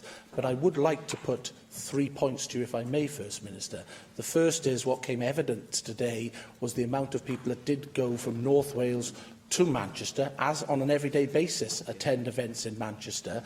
On the radio this morning, many parents, many youngsters who'd attended that event. There will be a requirement for help and support. I don't know the destination of some of the bereaved or obviously the injured parties in the hospitals where they've come from, but I'm sure some of those individuals will have come from North Wales. And I know it's early hours and early days yet, but what calibration, what work is the Welsh Government doing with the public services in North Wales to make sure that help and support is there for the families in the education field, but also in the health field as well, to make sure that no stone is left unturned when families look for that support and look for that help from those services in North Wales. And if extra resources are required, I'm sure you will confirm this, those extra resources will be made available to local authorities and also to the health boards. Secondly, as the Leader of Plaid Cymru quite clearly identified, we do have a major sporting event in the Champions League happening here, the final, in a little over 10 days' time. But there are events across the whole of Wales that happen on a day-to-day, week-by-week basis, and it falls to all of us to play our part to work with the security services, whether it be police or MI5 or any of the security services, to make sure we can be the eyes and ears on the streets and reporting what we see. But how can the Welsh Government distill down any information it has so that the public can have confidence that they can attend these events in the full knowledge that every measure possible has been put in place to protect the public and to allow democracy and our free society to continue to function, because we must not be cowed by these acts of violence. That is one thing that is quite critical. And thirdly, what I'd like to just seek off the First Minister as we do go forward is that any information that is available, and the First Minister has indicated that he has received a security briefing this morning, and I presume some of that information, if not all that information, might be confidential.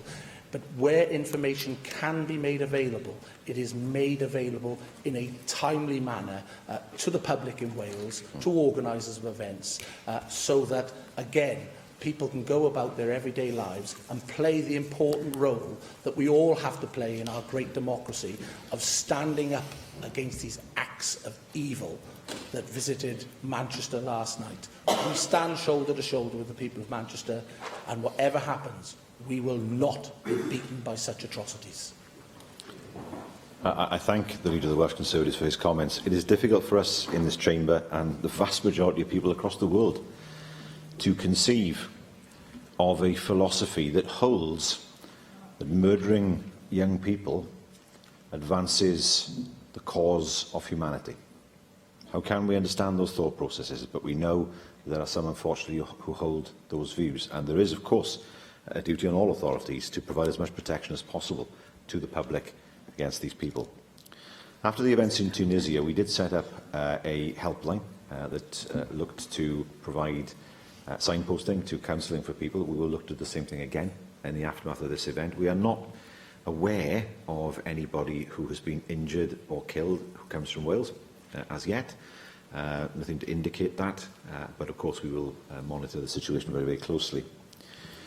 One thing I think we do need to be careful of is not to put people off coming to events. He is right when he says that the last thing we should do is to modify our behaviour and our beliefs, for that matter, in the face of terrorism. That's exactly what they want. They want us to become more intolerant so that we share their intolerance. They want us to alter the way in which we exercise our freedom and go to events. They see that as a victory. What I can say to people is that, of course, we will be taking further advice with regard to the Champions League, but a lot of work's already been done regarding security around the Champions League, and that work has been in train for many, many months, as members would expect, given the fact that it is an event of significant size. In terms of information, he has identified the issues. Firstly, some information is shared on what is effectively Privy Council basis. It's confidential. Members will understand that there is information that needs to be kept confidential so as not to interfere with any police investigation. But of course, where information is no longer sensitive and where that information needs to be shared with the public, then that will happen at the appropriate time.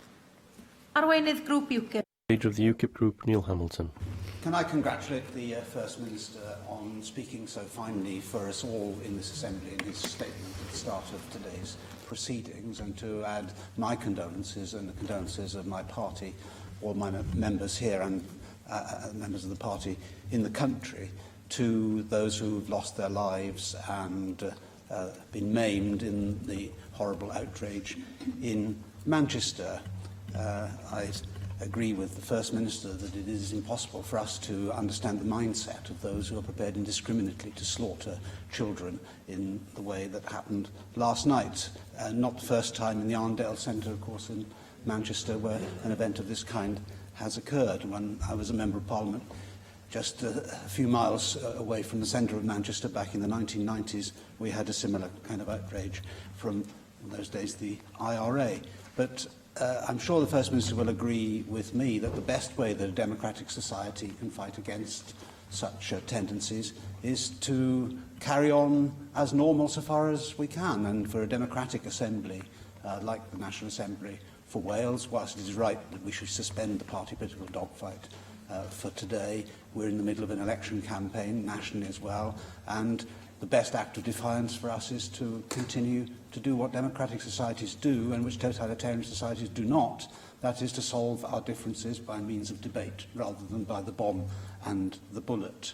And so I have no further questions for the First Minister today, but I would like to express my solidarity with everyone else who has spoken on what was going to be a sombre day for us in any event because of tributes to Rhodri, but which has been made immeasurably worse by the events of last night. Can I thank the Leader of UKIP for his comments? One of the main purposes of acts such as this is to make us more angry and more intolerant in order to provoke an even greater reaction. We do not need to do that. We are bigger than they are. Today, the mood of the Chamber is sombre. That's true, and with good reason. In the next few days, we'll get back to debate. We'll get back to robust electioneering. That's the nature of what we do. But that is the essence of our democracy.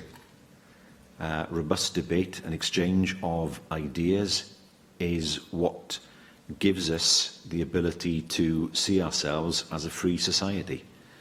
And the actions of last night were designed to close down that which makes us a free society.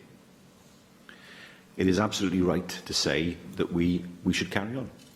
Of course, we have to be cautious when it comes to security, and for people who visit, not just Wales but any other country, they need to be assured that their security is paramount to us.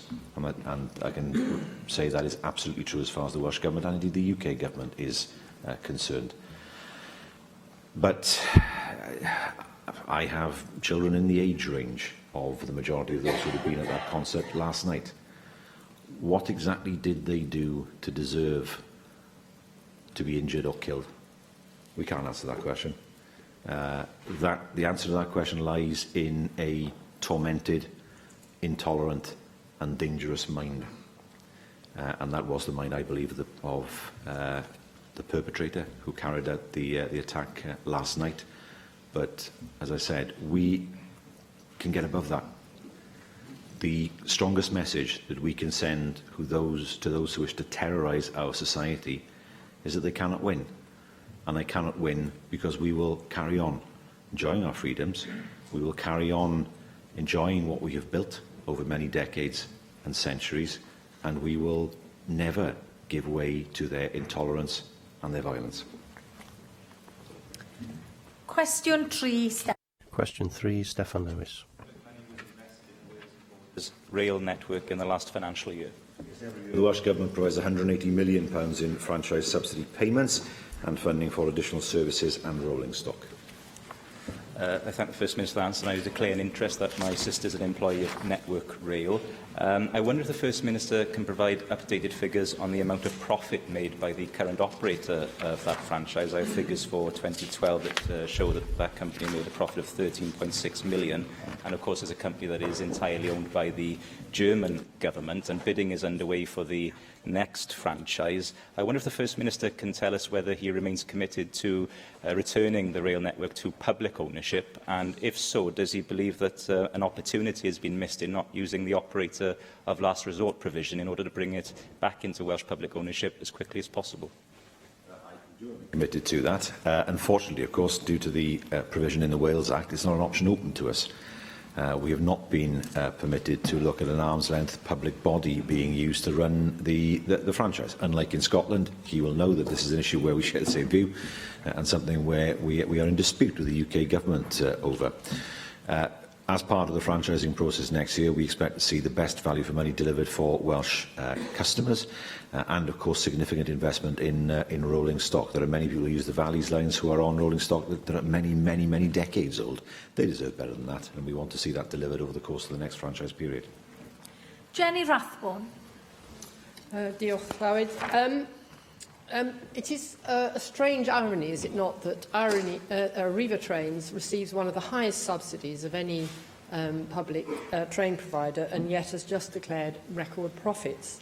I'm sure you, like me, would like to see a government that, with a more rational approach to the way we run our railways after June the 8th. But for now, we have a UK government that is unfortunately committed to insisting that the £125 million that has been set aside to improve our rail services must be spent on electrifying the Valleys lines, when all the experts are clear that light rail is both more cost-effective and will improve the journey times in a way that electrification will not.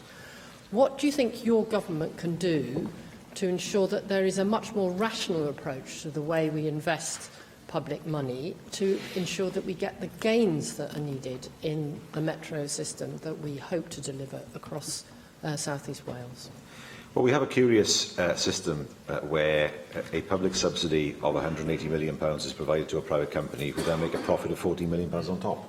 I mean, it's very difficult to justify that sort of level. I mean, we weren't in charge of the franchise when it was awarded last time around, but it's very difficult to justify that to the public. Of course, light rail is electrified.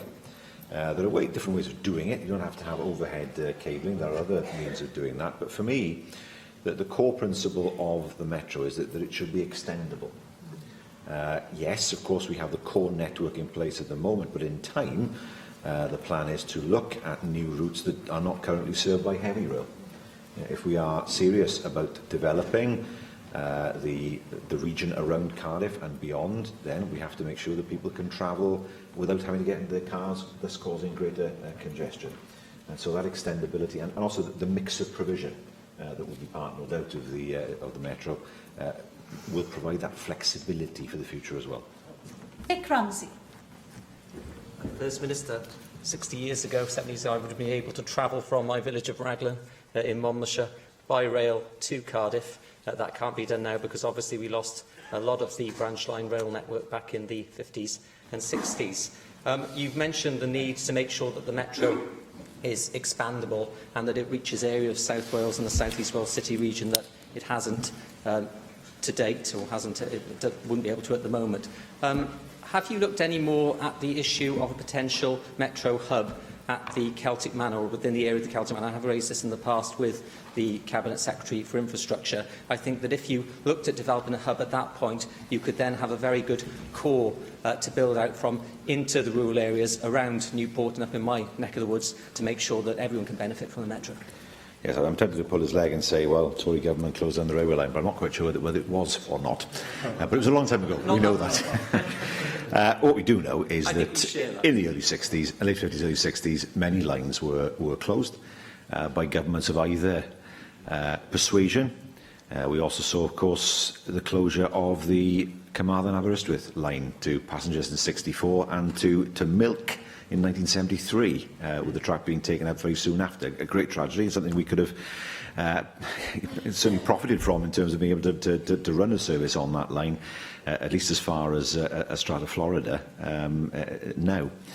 But yes, I take his point. It is hugely important that areas of Wales that are not being served by any form of railway should be served by in the future by a form of transport that may include probably light rail rather than heavy rail. We know, of course, in his constituency that much of the former rail track going up to Monmouth has been built over by the dual carriageway. And the Celtic Manor is an important part of our plans for developing the metro. As I said, at the core of the metro, of thinking for the metro, is that the system should be flexible and extendable, and that means looking at parts of Wales that have not had a rail service for many, many years, as much of his constituency has not had. Question 4, John. Question 4, John Griffiths.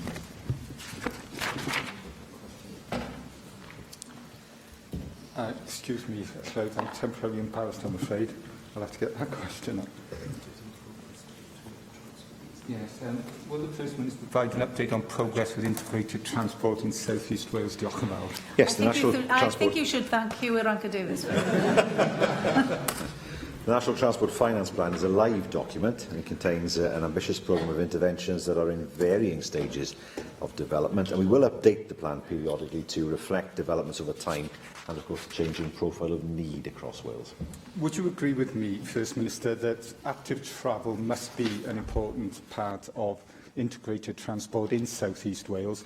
And now that local authorities are working up their integrated plans for the future, Welsh Government must continue to take a keen interest in those plans and make sure that they fit with that wider integrated transport agenda. So, I mean, the change that is happening, it's not yet happened across every local authority, the change that is happening at the moment is that cycling and walking are seen as modes of transport rather than means of recreation alone. And we know that many of our cities are well placed to deliver cycle paths and cycle routes. We know that the issue for many people who might cycle is they don't want to be on the road with cars. For the brave, yes, they do. I know that, and quite rightly so, because they have every right to be on the road. But the more we can develop cycle routes that are physically separated from cars, the more people we will attract, I believe, onto those routes, because they don't feel they have to compete with cars and lorries on the road. And that's very much part, of course, as he will know, of the Active Travel Act. Mark Reckless. Following the very welcome abolition of the 7 tolls, and we hope the construction of an M4 relief road, does the First Minister agree with me that the importance of rail as an alternative to integrate with the road system only increases? And does he welcome the decision of his Cabinet Secretary that the Mega Undi proposal for a new train station should be taken forward, as well as Llanwern and St Mellons that are identified within the first 12? As putting 3 new rail stations on that route between Cardiff and the 7 would transform the nature of the service. Yeah, I'm not sure the tolls have actually been abolished yet, but certainly that's something that we would welcome. I always welcome statements made by my Cabinet Ministers, and it's right to say that in different stages we are looking at reopening lines to the east of Cardiff and Newport, an area that's not been well served by the rail network. We know, for example, that the eastern part of the city of Cardiff has been historically very poorly served. There is a need to improve public transport links to the eastern part of the city. And the same applies, of course, to settlements between Newport and the Severn Bridge. We can't simply build roads. We must make sure that as roads are improved and built, that we also provide better public transport connections as well. Gareth Bennett. Diolch, Llywydd. One of the harder things to achieve with public transport is the travel card that enables passengers to travel on different types of transport. Now, I know that your government is going to be involved with negotiating the new rail franchises. How much of a priority will providing that kind of travel card form in your talks with the rail companies? Well, there are two issues. Firstly, it's trickier dealing with travel card negotiations at railway stations because there's more than one operator. In terms of the Metro, it's essential that there is an integrated Oyster-style travel card available, although even in London now, of course, it's possible to travel simply by using a contactless debit card. So actually, the Oyster cards are now even less essential than once they were. For some people, of course, they're important. For those who don't have access to contactless cards, yes, they need them to travel. But it is absolutely crucial that the network of the South East Wales Metro has a one card that covers all journeys within the Metro area. Otherwise, of course, it's not an integrated system. Nid yw Michelle Brown yma. Michelle Brown is not in the chamber to ask question 5. Question 6, Hannah Blythin. First Minister, provide an update on how the Year of Legends will benefit North East Wales. Yes, our tourism strategy sets out our priorities in supporting the tourism industry, including capital and development funding, along with marketing and promotional opportunities. We know that the Year of Legends provides an opportunity for us to build on that foundation. Thank you, First Minister. As part of the Year of Legends, we are waiting with great anticipation the winning design for a new Welsh Government-supported installation at Flint Castle. I'm sure everybody in the community is looking forward to this latest legend descending on the shores of the castle. But there is another local legend of old that the constituency, and particularly the community of Mould, are rightly proud of. The Mould Gold Cape was found in 1833 by workmen quarrying for stone in a burial mound and is currently part of the British Museum collection in London. It has previously left the British Museum to be temporarily exhibited in Wrexham, but it's never actually made it back to Mould to be temporarily exhibited in the town where it was found. First, as we commemorate and celebrate the Year of Legends, do you share with many of my constituents that it would be great to see the Gold Cape return to be exhibited in the town where it was discovered? Yes, I mean, the Gold Cape is famous, of course. I'm sure the people of Mould would like to see the actual Gold Cape there rather than it being commemorated in the name of a pub. It was in Wrexham. The difficulty at the moment, of course, is that there's nowhere in Mould for the Cape to be exhibited. And that is what needs to be resolved first. In order for that to happen,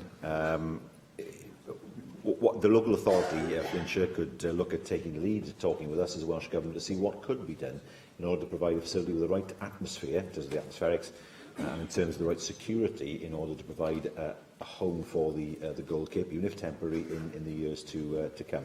We're more than happy, of course, to work with the local authority and with the local people to see how we can move this forward to bring the Cape home, and for the people of Mould to be able to see the Cape in its hometown. Janet Finch-Saunders. And a good question from the member there for us in North Wales. First Minister, Visit Britain has launched Where Stories Become Legends, an international film tourism campaign with Warner Brothers to coincide with the release of the King Arthur film, parts of which were filmed in Snowdonia. How is Visit Wales using the Year of Legends campaign to collaborate on this? And what future plans do you have to promote the region of North Wales, home to some of the most dramatic and beautiful landscapes in the world that are available to the film industry and its fans? Well, King Arthur was a film, if I remember rightly, we supported as a government. A film that we took a stake in. It's a film that, yes, has been located in Wales, and also a film, of course, that has benefited from, I believe, post-production in Wales as well. The member asked what we have done particularly for the north of Wales. Well, I can say that just about £500,000 has been made available in this financial year for projects in the north. So 5 projects via the Regional Tourism Engagement Fund, totalling £250,000, and a further £265,000 via the Tourism Product Innovation Fund to support 6 projects across the north as well. I can say since April 2013, the Tourism Investment Support Scheme has made offers of funding to 48 businesses in the north, totalling nearly £8 million. That's brought in additional investment of £12.5 million and assisted 551 jobs in terms of them being secured, with another 433 jobs being created. Llyr Griffith. Thank you, Llywydd. Whilst it's quite appropriate that we attract people to celebrate and become aware of our legends and our story in North East Wales, to refer back to the original question, there is a significant market also in the north east of Wales, and very often the local people don't appreciate the history and the assets that we have in that area. May I ask, while this project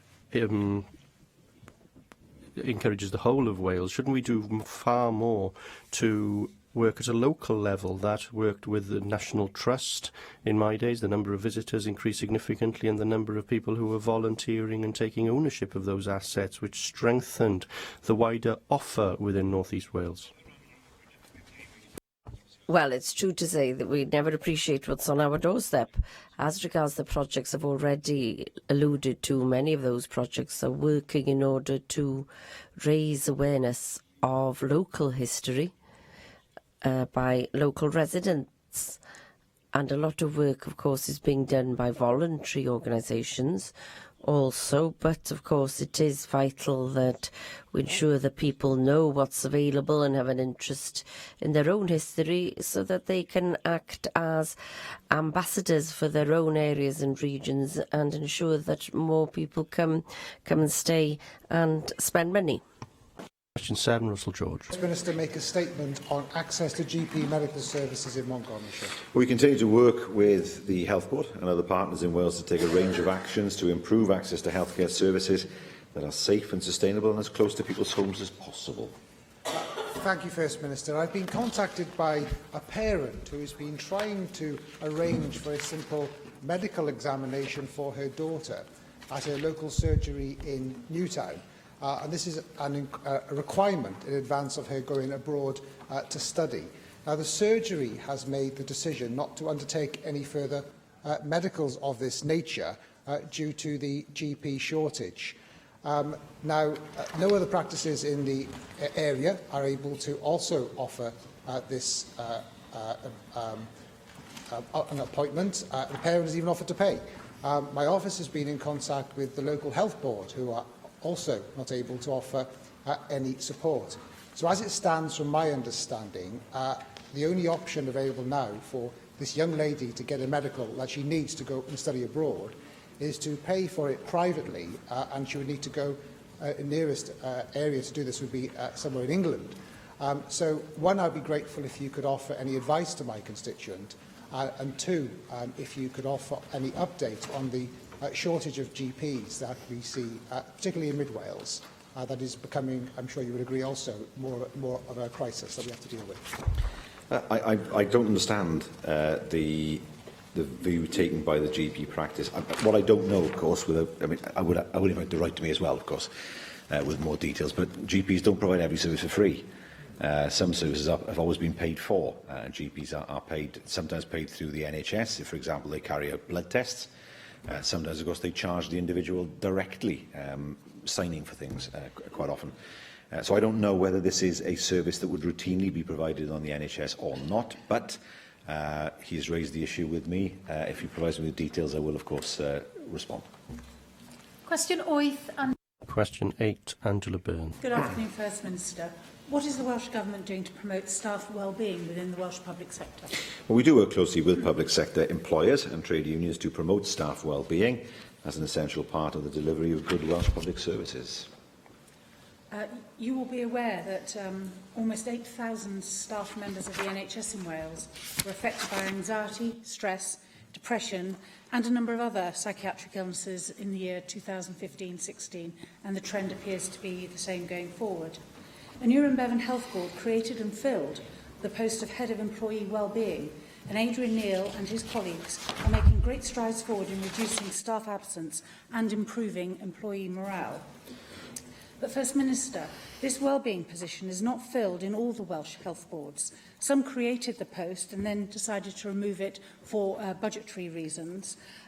Others have got the post, but they are vacant, again for budgetary reasons. Given the scale of the challenge that we face and how difficult it is to recruit people into the Welsh NHS, I wondered if you might be able to outline what plans you could have to rectify this issue.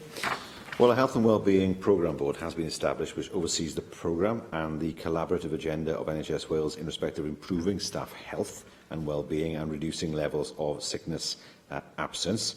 All NHS organisations have achieved or are working towards the corporate health standard, so we would expect all NHS boards to achieve that standard and provide the right level of support for staff, particularly with regards to their own mental health.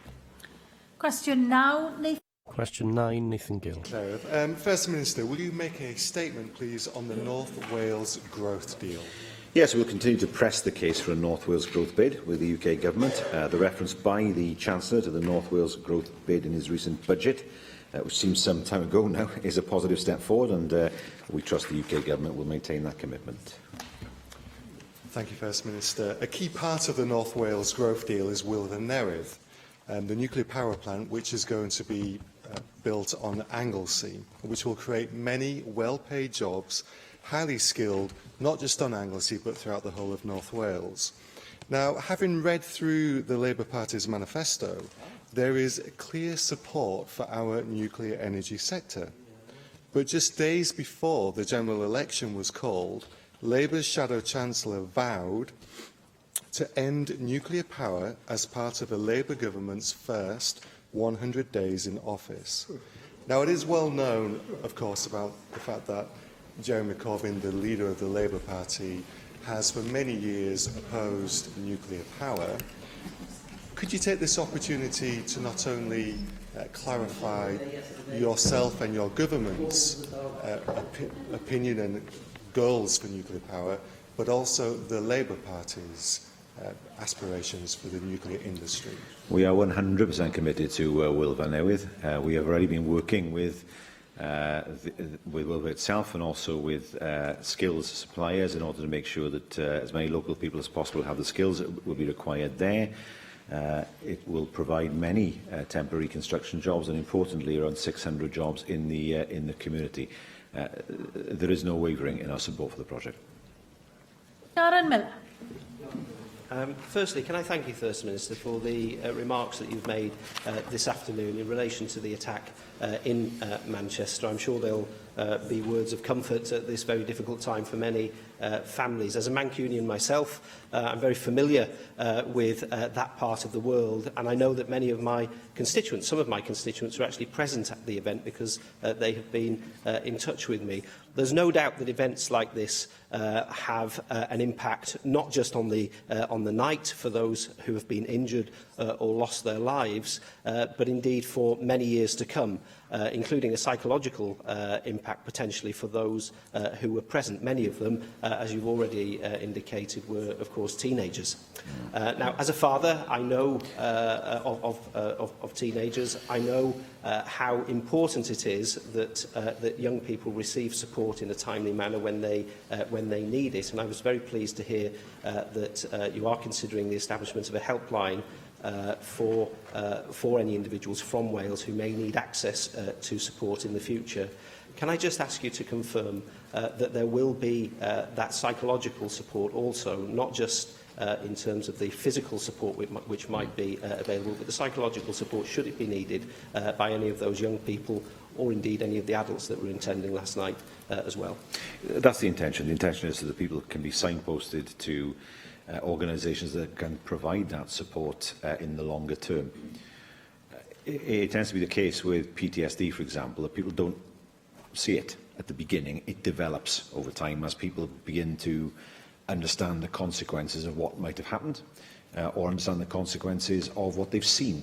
So it is hugely important to make sure that that support is available, not just for a week or two, but over the course of time, that the individual needs it in order to come to terms with what they've witnessed and what they've experienced.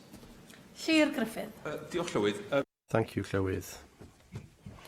We know that significant sums will be invested in light of this growth bid in North Wales, but the local authorities have come together to create a joint committee which will oversee that process. But may I ask how you as a government will ensure that these investments do reflect your strategic priorities in North Wales and aren't led to run in parallel, so that everything works together as one effort for economic regeneration in North Wales? Because I'm not really sure where the government voice is heard within the context of this new joint committee, or other sectors such as the business sector, HE and FE in the region, which were a prominent part of the Economic Ambition Board, but will now have a non-voting role in these new structures? Well, as regards the bid itself and the city deal that's taking place now, is the local authorities that are in the lead and not Welsh Government. We are part of the process, but they ensure that the governance structure is in place and that they consider regional projects, not just projects that benefit only one county. And so we, of course, want to ensure that the structures are in place. We're confident that that is the case. We've seen the local governments working together, whoever may run those local authorities, and we are confident that the funding will be used in the way in which we would wish to see. And we, of course, will collaborate with local authorities to ensure that our priorities as a government are secured, and there isn't very much difference between our priorities and the county's priorities to ensure that they are of mutual benefit. Thank you, First Minister. The next item is the business statement and announcement, and I call on the Leader of the House. As members will be aware, I've made several changes to this week's business. In light of recent tragic events in Manchester, I've postponed the oral statement on Plant and Gyntaf, Children's First, which will be rescheduled in due course. The oral statements on assessment for learning, a distinct Welsh approach and Welsh Government prosecution code will take place tomorrow afternoon, replacing the individual member debate, which Business Committee has agreed to postpone. Business for the next 3 weeks is as shown on the business statement and announcement found among the meeting papers available to members electronically. Thomas. Thank you, Presiding Officer, and could I thank the Business Secretary for a statement and just say that obviously we will try and cooperate as much as possible in rearranging the business that's necessary following recent events, and understand very much why the Government has sought to do so. It may be of assistance if I can share with her and also the Chamber that we have a debate in Plaid Cymru's name tomorrow on live music arising out of the campaigns around Womanby Street and Clwb Bach and so forth. I understand that that petition from that campaign has been very successful, and that the Petitions Committee is minded to bring forward their own debate as a new feature of this Parliament, where petitions from outside can trigger debate on the floor. And in that light, Plaid Cymru would wish to withdraw tomorrow's debate in order to facilitate the more wide-ranging, if you like, debate from the Petitions Committee itself, and to ensure that this campaign, which has been very successful and really energised people in Cardiff, can be seen to be reflected on the floor of the Assembly, not as a party political debate, but as one that's shared by all Assembly members to contribute to. So that may loosen up a little bit of time tomorrow, that may assist the business manager in the work that she has to do. Can I also just ask a little more around the Champions League and the effects of the awful events in Manchester? I very much appreciate what the First Minister said and the commitment that has been made already to questions around the Chamber, around the preparations for the Champions League. And I know that that has been thorough and has been taken on board by the local authorities and those in charge here. We see some of the preparations already outside the Assembly, ready for the numbers of visitors that will be coming here. I hope that she'll join me in sending out a really strong message that says that people are very welcome in Wales. We want to see everyone here, and they will have a very warm welcome when they come here. And we're ready for those numbers, and our security service and our police and everyone is ready for that and prepared for it. There is sadly nothing new in the fact that we had a tragic terrorist attack in Manchester. We've had similar attacks elsewhere in Europe as well as in London, of course, and we had to prepare for that. But if it is appropriate for the Government to put forward a written statement updating Assembly members around the preparations for the Champions League final, then that would be very welcome. Also timetabled, I notice, is the long-awaited statement on bovine TB from the Minister for Environment and Rural Affairs. It's just to ask, really, whether the Government can say a little more, either by a written statement in advance of that, because the Committee on Climate Change, Energy and Rural Affairs published its own report on bovine TB this morning, And it would be, I think, help us, because there is a couple of weeks to go. I think it's on the 20th of June. We're expecting a statement from the Cabinet Secretary. It would be useful to have a response from the government to that report, either on the day or just before, so that we can have an informed debate and response to the Cabinet Secretary's statement. And if the government can commit to that in future statements, that would be useful. The final thing I'd like to raise is of a different nature, but it's come to my attention from Plenary. A constituent of mine contacted my office. The business manager will know that the Department of Work and Pensions is looking to close several offices throughout Wales. Presumably, any announcement on such final decision, such closures, is now under purdah and is not expected to be made before the general election. However, the reports that I've had from people working in the Plenary office is that preparations underway for sales signs to go up on that office.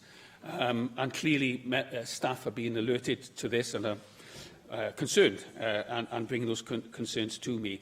I wanted to ask the government if they had had any indication from Westminster about any final decisions around the office in Plenary, or indeed the other offices that are affected in Wales, and whether it is a commitment, as far as she knows and is she aware, that no statement can be made until the general election, and whether she's in a position to make any statement on behalf of the government in response to those concerns from my constituents.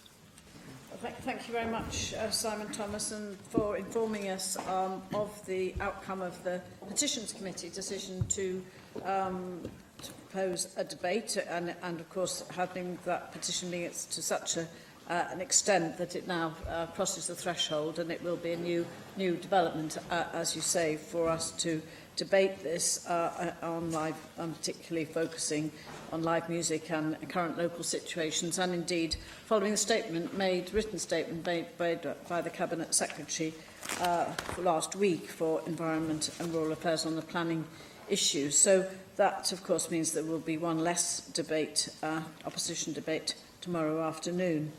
In terms of UEFA and preparation, the Cabinet Secretary for Economy and Infrastructure will be making a written statement this week to update on security and transport issues in preparation for UEFA the following weekend after next.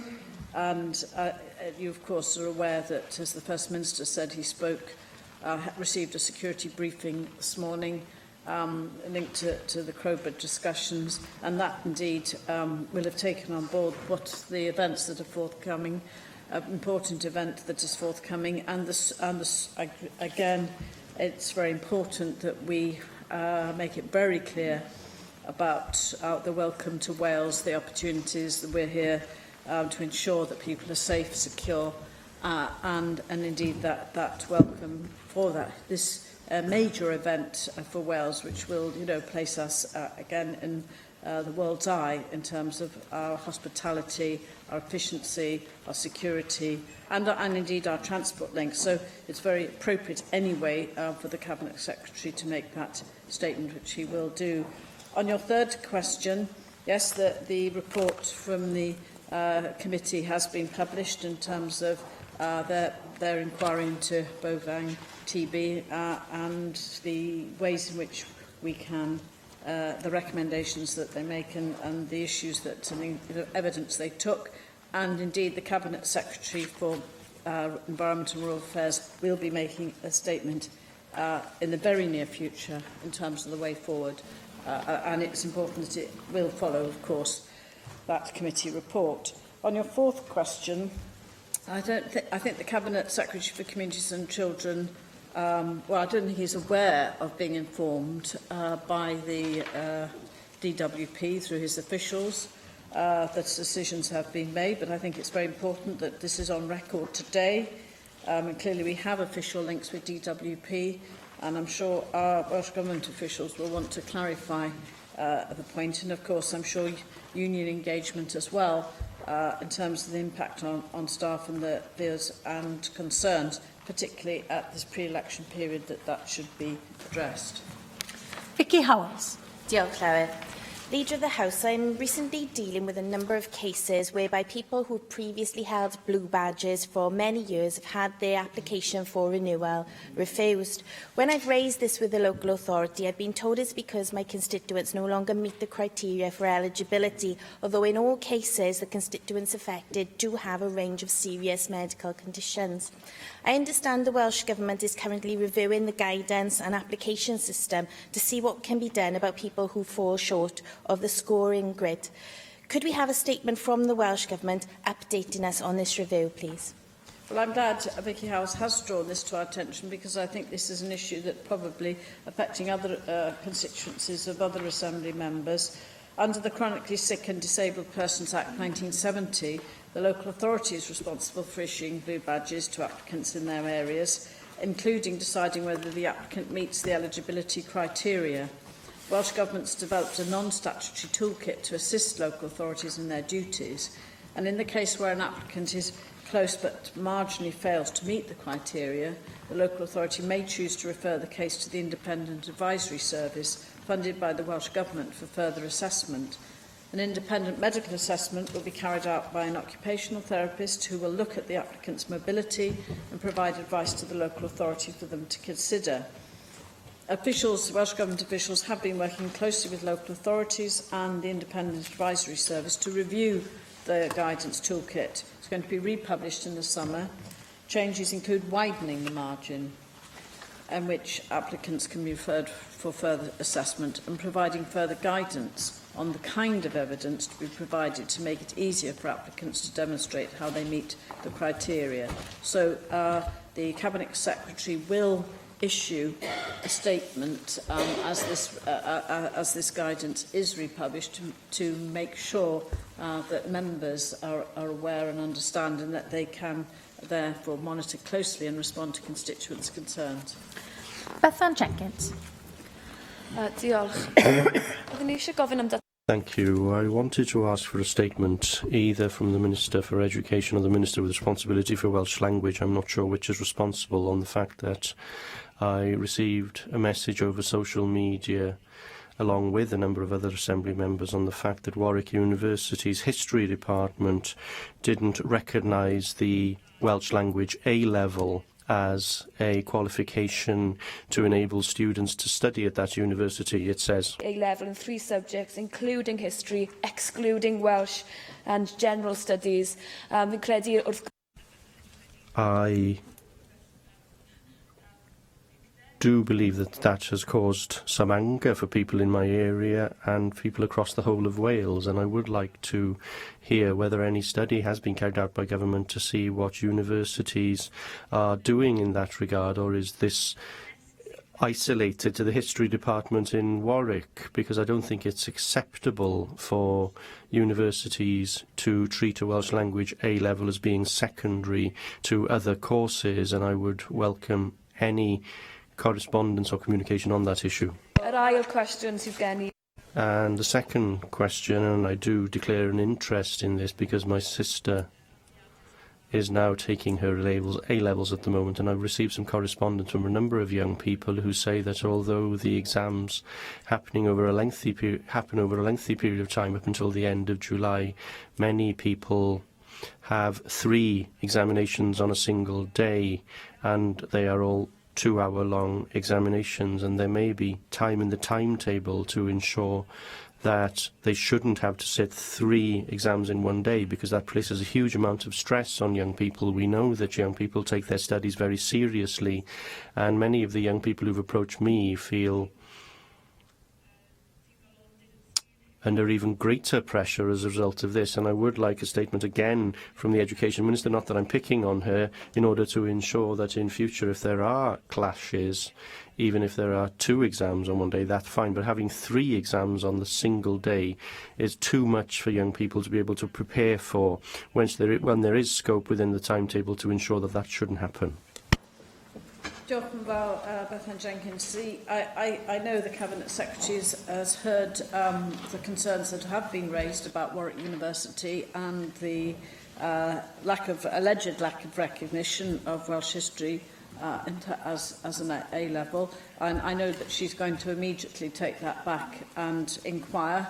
and we will make sure that the response is clearly published and given to, not only to the member, but possibly social media and placed in the library as well. And your second point, of course, in terms of the pressures on young people and having those A-level exams in one day. I mean, that again is an operational issue which I'm sure is affecting a lot of young people and schools and parents relating to those examining bodies and timetabling, but the point has been made and heard. Diolch I arweinydd. I thank the Leader of the House. The next item is a statement by the Cabinet Secretary for Economy and Infrastructure on the consultation on the proposed reforms of taxi and private hire vehicle licensing, and I call on the Cabinet Secretary to make a statement. Ken Skates. The Welsh Government's programme for government sets out how we will deliver more and better jobs through a stronger, fairer economy, improve and reform our public services and build a united, connected and sustainable Wales. Our programme for government has been designed to further advance our objectives under the Wellbeing of Future Generations Act. This requires us to think more about the long term, to work better with people, communities and each other, look to prevent problems and take a more joined-up approach, helping us to create a Wales that we all want to live in now and in the future. This approach is particularly important as we consider how best our plans for improving public transport in Wales are developed and are implemented. An integrated public transport system can and will make a significant contribution to safeguarding the well-being of future generations. We all recognise that our public transport system is key to tackling poor air quality zones, supporting a sustainable and thriving economy and contributing to our ambitions for improving low-emission mobility as part of our efforts to achieve decarbonisation. On February the 28th, Transport for Wales started a second public consultation on the outcomes to be delivered as part of the next Wales and Borders franchise. This franchise will deliver the modernisation of the core Valleys lines as part of the South East Wales Metro. It will support the development of the North East Wales Metro, and it will also improve our regional railway services across the Wales and Borders franchise area. The outcome of this consultation that ended yesterday will further inform the development of the franchise specification that will bring real benefits to passengers across Wales. On the same day that Transport for Wales started the consultation, I made a statement to this chamber about my vision for reforming the way that local bus services are planned and delivered by local authorities and bus operators in Wales. I announced a public consultation that would continue the policy discussion that I started at the Bus Summit in January about how we improve local bus services as part of our sustainable and viable integrated public transport system. This consultation ends next week, and I am grateful to all the stakeholders that have contributed to the national discussion. I'll be publishing an outcome report in the summer about what people have told us and how we should move ahead on making changes. It is essential that our local bus services integrate more effectively with our regional and metro rail services to be delivered as part of the rail franchise. When these planned improvements to rail and bus services are implemented, there will remain communities within our society for which public transport is simply not available or a viable alternative to use of the private motor vehicle. Taxi and private hire services are therefore an essential aspect of the transport network here in Wales. Taxis and private hire vehicles provide a vital public service, connecting people to places when alternative public transport services are not available or viable. The contribution that the sector makes to the nighttime and tourism economy in many of our communities should not be underestimated, and the industry is a crucial component in our ambitions for public transport for Wales. They are essential for many passengers with disabilities and residents of rural communities and play an important social role in enhancing the public transport system and facilitating social inclusion. In Wales, the taxi and private hire industry employs about 9,200 licensed drivers, operating more than 5,000 taxis and more than 4,000 private hire vehicles. Now, more than a third of these operate in and around Cardiff and Swansea. Given the importance the sector has in delivering local public transport, it is surprising to me that the main legal framework governing the licensing of taxi services, otherwise known as hackney carriages, has not undergone any significant reform in nearly 200 years. Private hire services legislation is more recent, dating from 1976 in most of England and Wales, and 1998 in London. Nevertheless, even this comparatively modern legislation struggles to keep up with the radical changes which the internet has introduced in the way that customers book private hire services. The piecemeal evolution of the regulation of taxi and private hire services has resulted in a complex and fragmented licensing system. The relationship between taxi and private hire services, commonly known as minicabs, requiring pre-booking, is not clearly defined. The balance struck between national and local rules lacks an overarching rationale, resulting in duplication, in inconsistencies and considerable difficulties in cross-authority enforcement. Mobile phones and the internet enable bookings to be made minutes before the journey is undertaken and have revolutionised both the taxi and private hire trades, yet regulation has failed to keep pace. The outdated legislative framework has become too extensive in some respects, imposing unnecessary burdens on businesses and artificially restricting the range of services available to consumers, and insufficiently comprehensive in other ways, undermining the fundamental goal of protecting not only the travelling public, but safeguarding drivers from exploitation that is becoming more commonplace within the private hire community. The enactment of the Wales Act and its expected commencement early next year will, for the first time, bring the licensing of taxis and private hire vehicles within the competence of the National Assembly for Wales. It is on that basis that I am considering afresh the significant work undertaken by the Law Commission for England and Wales for the reform of the licensing of taxis and private hire vehicles. I'm keen to work with the industry, local licensing authorities and users to develop arrangements that may be introduced to Wales to ensure that taxis and private hire vehicles continue to contribute to our ambitions for a connected and sustainable society. So today, I am pleased to announce that I have asked my officials to begin a further public consultation about how licensing of taxis and private hire vehicles can be reformed and improved here in Wales. This consultation will start soon after the UK general election.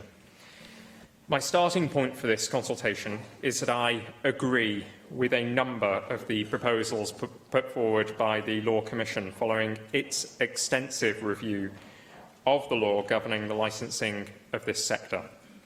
But there are some areas that require some further consideration in terms of its application to Wales. For example, I believe that there is a compelling argument for removing the unhelpful distinction between taxis and minicabs or private hire vehicles, recognising that the sector in Wales is very different to the way that taxis are perceived and operated in London. Advances in technology have made the process of pre-booking a vehicle before making the journey almost instantaneous. So we need to consider whether maintaining this distinction between taxis and minicabs or private hire vehicles should be retained, or whether there are more advantages to moving to a single regime for taxis and minicabs. The arrangements proposed by the Law Commission would, if implemented, see the introduction of national standards for all taxis and private hire vehicles. These national standards could be set by the Welsh ministers to ensure that the quality expectations for taxis and private hire vehicles are universally available to passengers across Wales.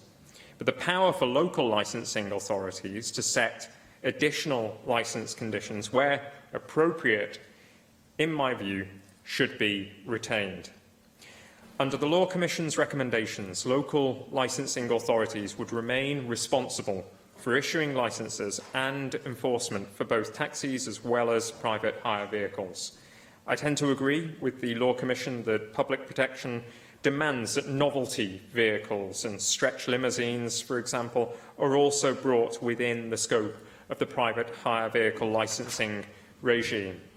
And finally, I am keen to make it easier for providers to work across local authority borders, but with the appropriate arrangements in place to ensure that licensing officers have enforcement powers to deal with vehicles and drivers licensed in different areas.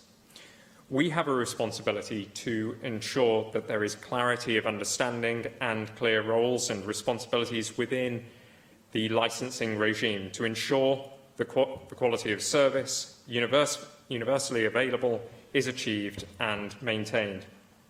Above all, we have a duty to ensure that the licensing arrangement in Wales safeguards the public and prevents the exploitation of the professional drivers that are delivering these very important services across our communities.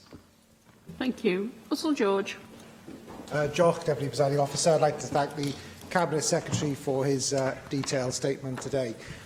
In 2014, the Law Commission outlined that there was a case to allow local authorities to have flexibility in deciding whether there should be a one-tier system. But I do understand its overall recommendation was that the two-tier system, which currently exists in England and Wales, should be retained within a single legal framework for the regulation of taxi and private hire services, because it promotes, of course, consumer choice and the provision of a wide range of services.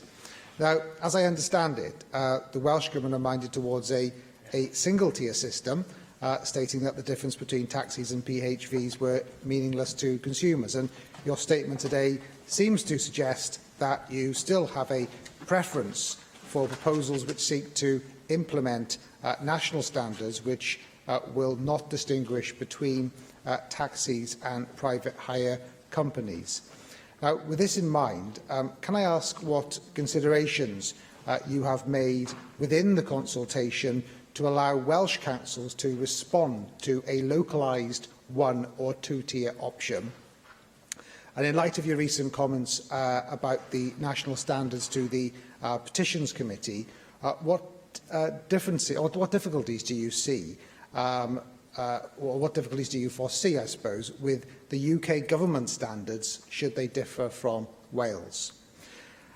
In the Law Commission, the Law Commission has also said that different ways in which taxis and private hire vehicles are engaged make different levels of regulations appropriate. So perhaps you can state how you will guard against the unintended consequences if a single system is introduced which could lead to over or under regulation. Secondly, I understand from speaking to officers at Powys County Council and from others as well that there is the potential for cross-border issues with different licensing regimes in England and Wales. So, for example, once licensed, will providers be able to work across England and Wales and be subject to enforcement action by officers of any licensing authority?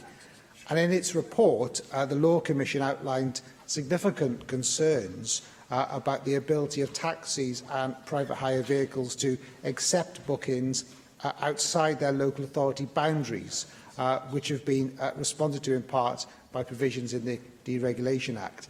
how will the Welsh Government be able to reconcile potentially a different operating system over what is a soft border between England and Wales? I'm sure, like me, Cabinet Secretary, you'll understand the difficulties of working across border, representing a constituency on the border to England. And thirdly and finally, disabled passengers continue to suffer severe difficulties in obtaining and using taxis and PHV services. So I think we could all agree with the overarching aim to see an improvement in terms of training for drivers of buses, trains, taxis and private hire vehicles, as well as an end to disabled people being disadvantaged in terms of PHV services. So I would be grateful for confirmation as to whether the proposed reforms to licensing will include national standards in relation to driver training and vehicle specification. Yeah, I'd like to thank the member for his questions, and I'll begin with that very last point. Yes, it's our intention to incorporate within national standards enhanced training for all drivers of taxis and private hire vehicles to ensure that there's consistency across all services. I think one of the great advantages as well of our proposals is that we bring a fares regime that is consistent across all services as well, which in turn could help deliver on the vision of the South East Wales and North East Wales metros with integrated ticketing and a fare regime that is understood and clear and simple to appreciate. The member raised the very important issue of cross-border consistency. And this is, of course, something that is at the forefront of my considerations, representing a constituency like himself that is right on the Wales-England border. I outlined in my statement how it's my intention to ensure that providers to work across local authority borders have a easier regime to understand and to operate to, but that there should also be appropriate arrangements in place to ensure that licensing officers have enforcement powers to deal with vehicles and drivers licensed in different areas. Now, we can't wait any longer for a response by the UK Government to the Law Commission's report. It was published, as a member outlined, in May 2014 with 84 recommendations, and despite the convention that the UK Government formally responds to the Law Commission's reports within a 12-month period, there has yet to be a response. Now, I appreciate that within 12 months of May 2014, Britain was within a period of a general election. Notwithstanding that, I do believe that there has been sufficient time since the 2015 election to respond to the Law Commission's report. In the absence of a response, I believe that it is incumbent upon us as Welsh ministers to ensure that the rights of passengers and the rights of workers in the taxi and private hire vehicle trade are key considerations in our work moving forward, and therefore I think that we should be quite proud that we are at the forefront in the UK of considering new regimes. Now, that said, it would be my hope that the UK Government, in responding to the Law Commission's report, will also appreciate the recommendations that we are adopting, and so that on a cross-border nature, if the UK Government considers favourably those recommendations made by the Law Commission, then we will have, as I outlined in my statement, a consistent regime and enforcement system that spans not just local authority borders within Wales, but also national borders between England and Wales, and potentially between Scotland and England. The member also raised the question of the need to ensure that during the consultation, anybody who wishes to respond has an opportunity to offer opinion and evidence concerning the best way forward, so whether we have a single or two-tier system. I outlined my firm belief that a single-tier system is most suitable for Wales, and the reason that the two-tier system was recommended for retention by the Law Commission, I think, is in no small part whatsoever down to the fact that the London taxi market operates in a very, very different way to that which exists across the rest of the UK.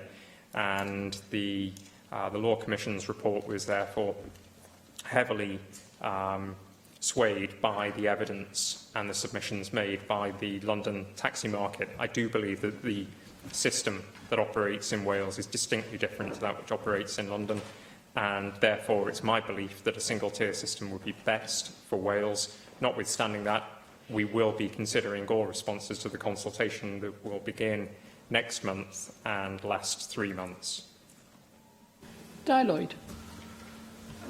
Thank you, Deputy Lewis. Can I thank the Cabinet Secretary for his very extensive statement on the consultation on the proposed reforms of taxi and private vehicle hire licensing. Obviously, it's moot point today because we rarely talk about taxis in this forum.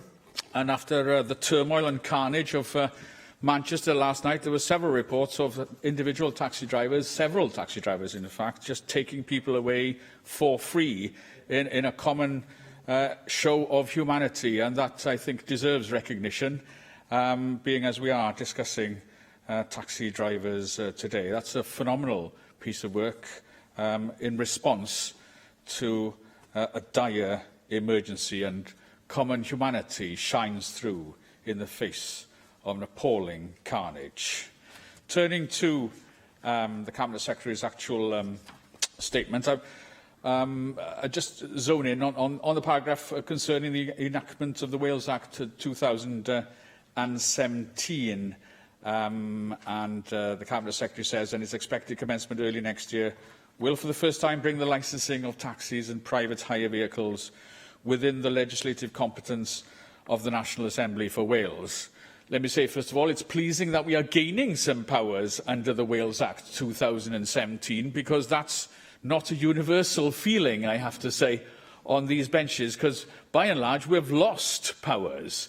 The Cabinet Secretary will be aware there's a huge list of reserved matters now, reserved to Westminster, 193 such matters and growing. As well as that, all the matters relating to those reserved powers as well, and also, to cap it all, like a triple lock, if you like, the vestigial Henry VIII powers. That means any Minister of the Crown can do what they want in terms of changing legislation passed by this place. So remembering all of that, and that's basically anything to do with employment law, industrial relations and enforcement is now a reserved matter, and we can do nothing about it.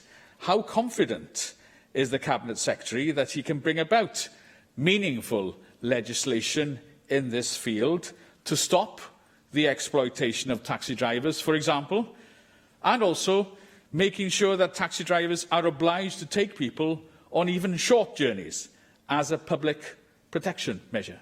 Diolch yn fawr.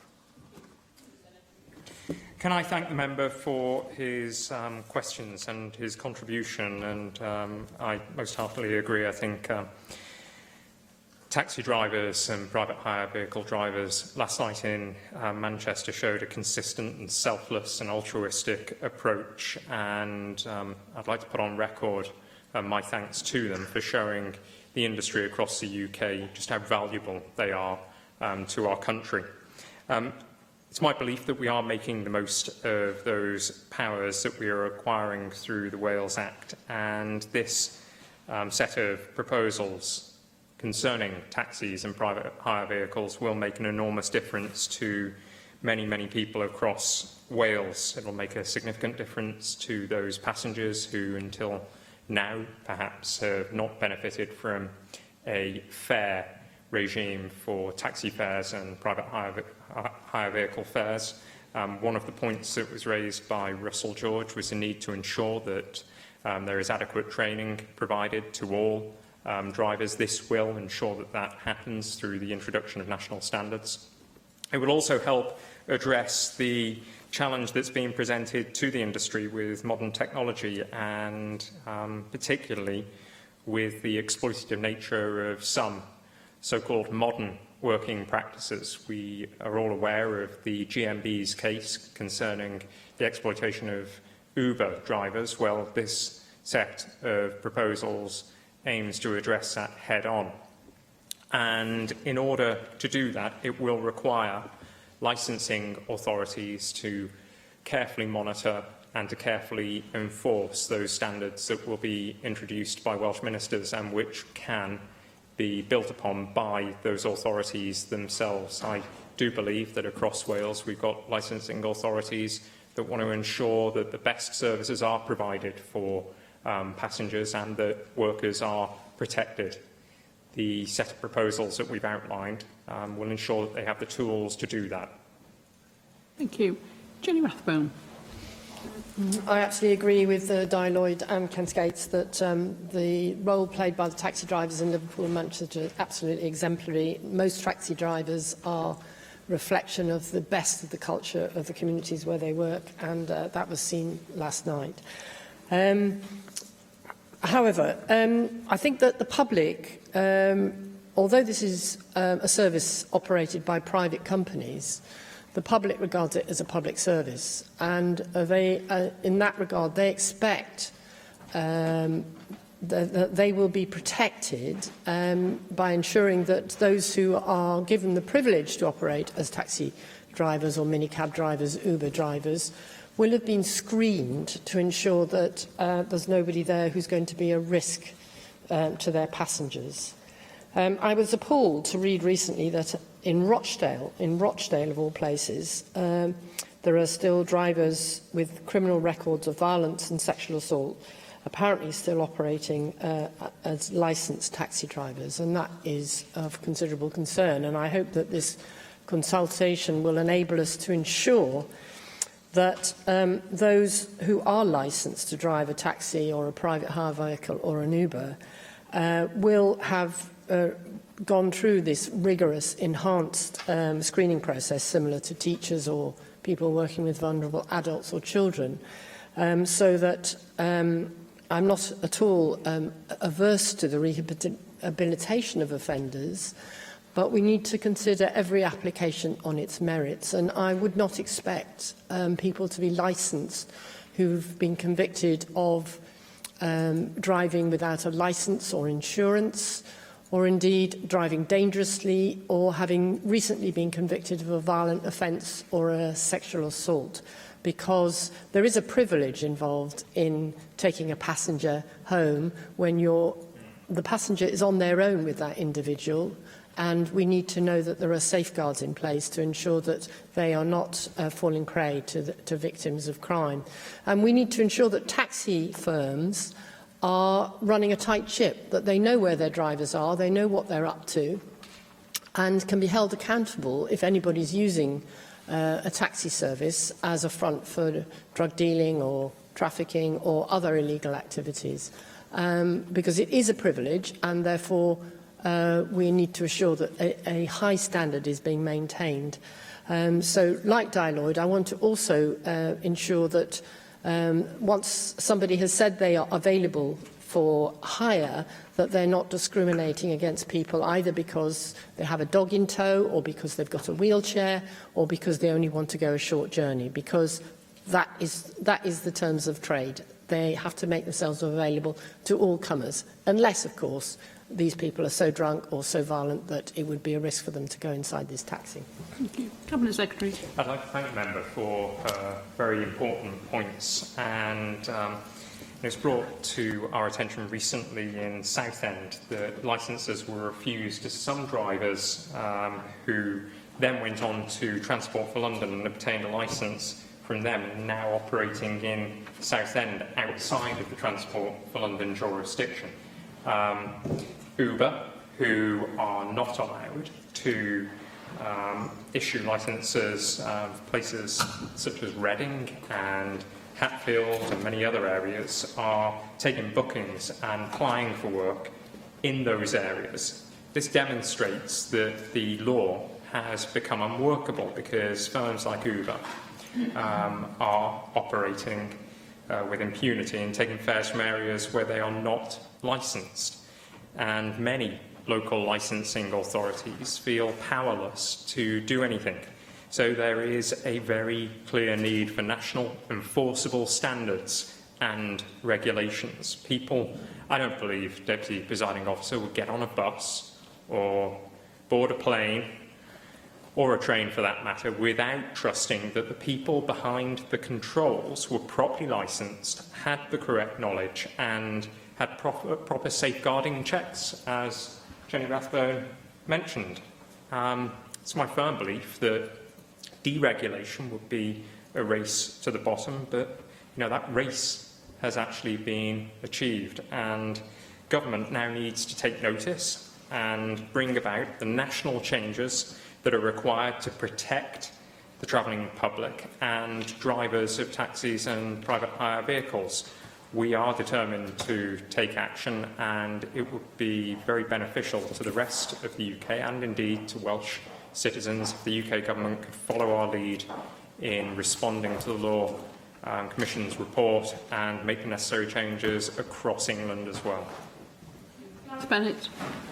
Deputy Presiding Officer, thanks to the Minister for his statement today. You referred in your statement to the rapid technological changes in the ways in which passengers can order taxis these days. You didn't specifically mention Uber in your statement, but of course you did then talk about Uber in response to one of the contributors. It's a somewhat difficult issue. Yes, many drivers are worried about the impact of Uber on the way in which they do their business and on their livelihood generally.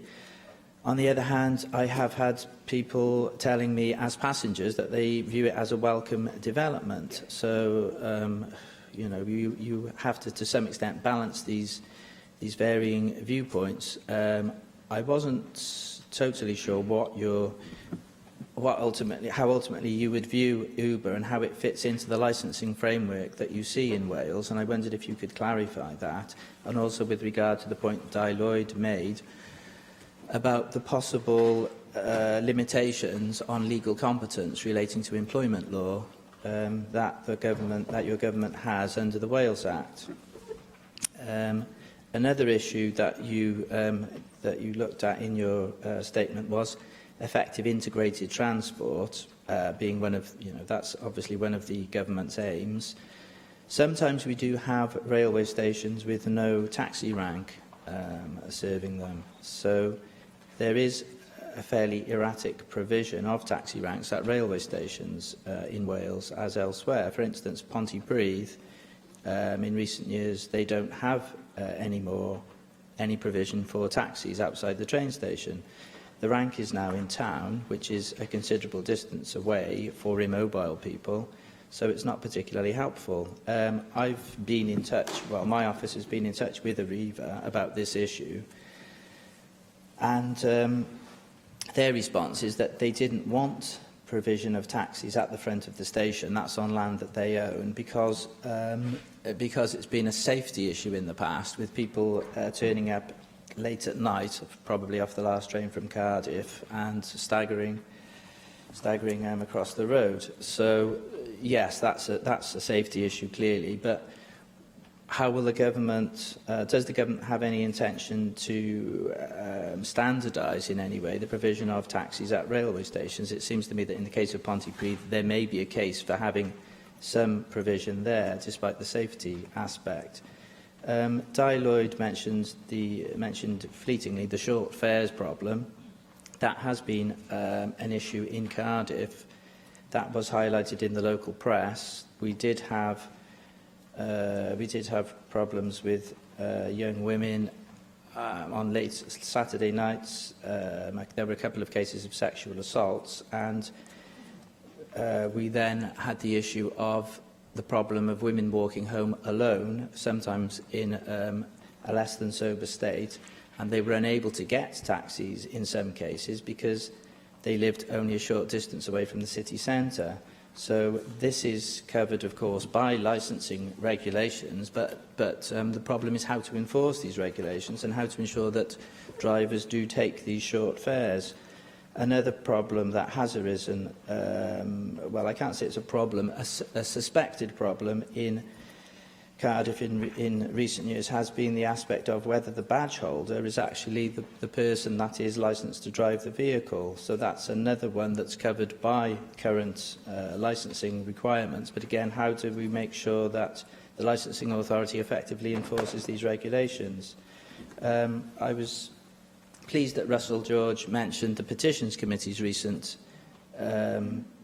inquiry into the problems of disabled people accessing taxis, and you yourself touched on the fact that you are going to be looking at strengthening the training procedures, so there is going to be some sort of standardised training for the drivers in dealing with disabled people, because that was something that came out of the inquiry very strongly, that disabled people did feel quite often with taxi drivers they were dealing with people who hadn't been adequately trained to deal with them. But the other aspect that came out relating to taxis was lack of fittings, lack of taxis that were fitted with the right facilities to deal with disabled people. So that is another thing maybe you could enlighten us with now. Thank you.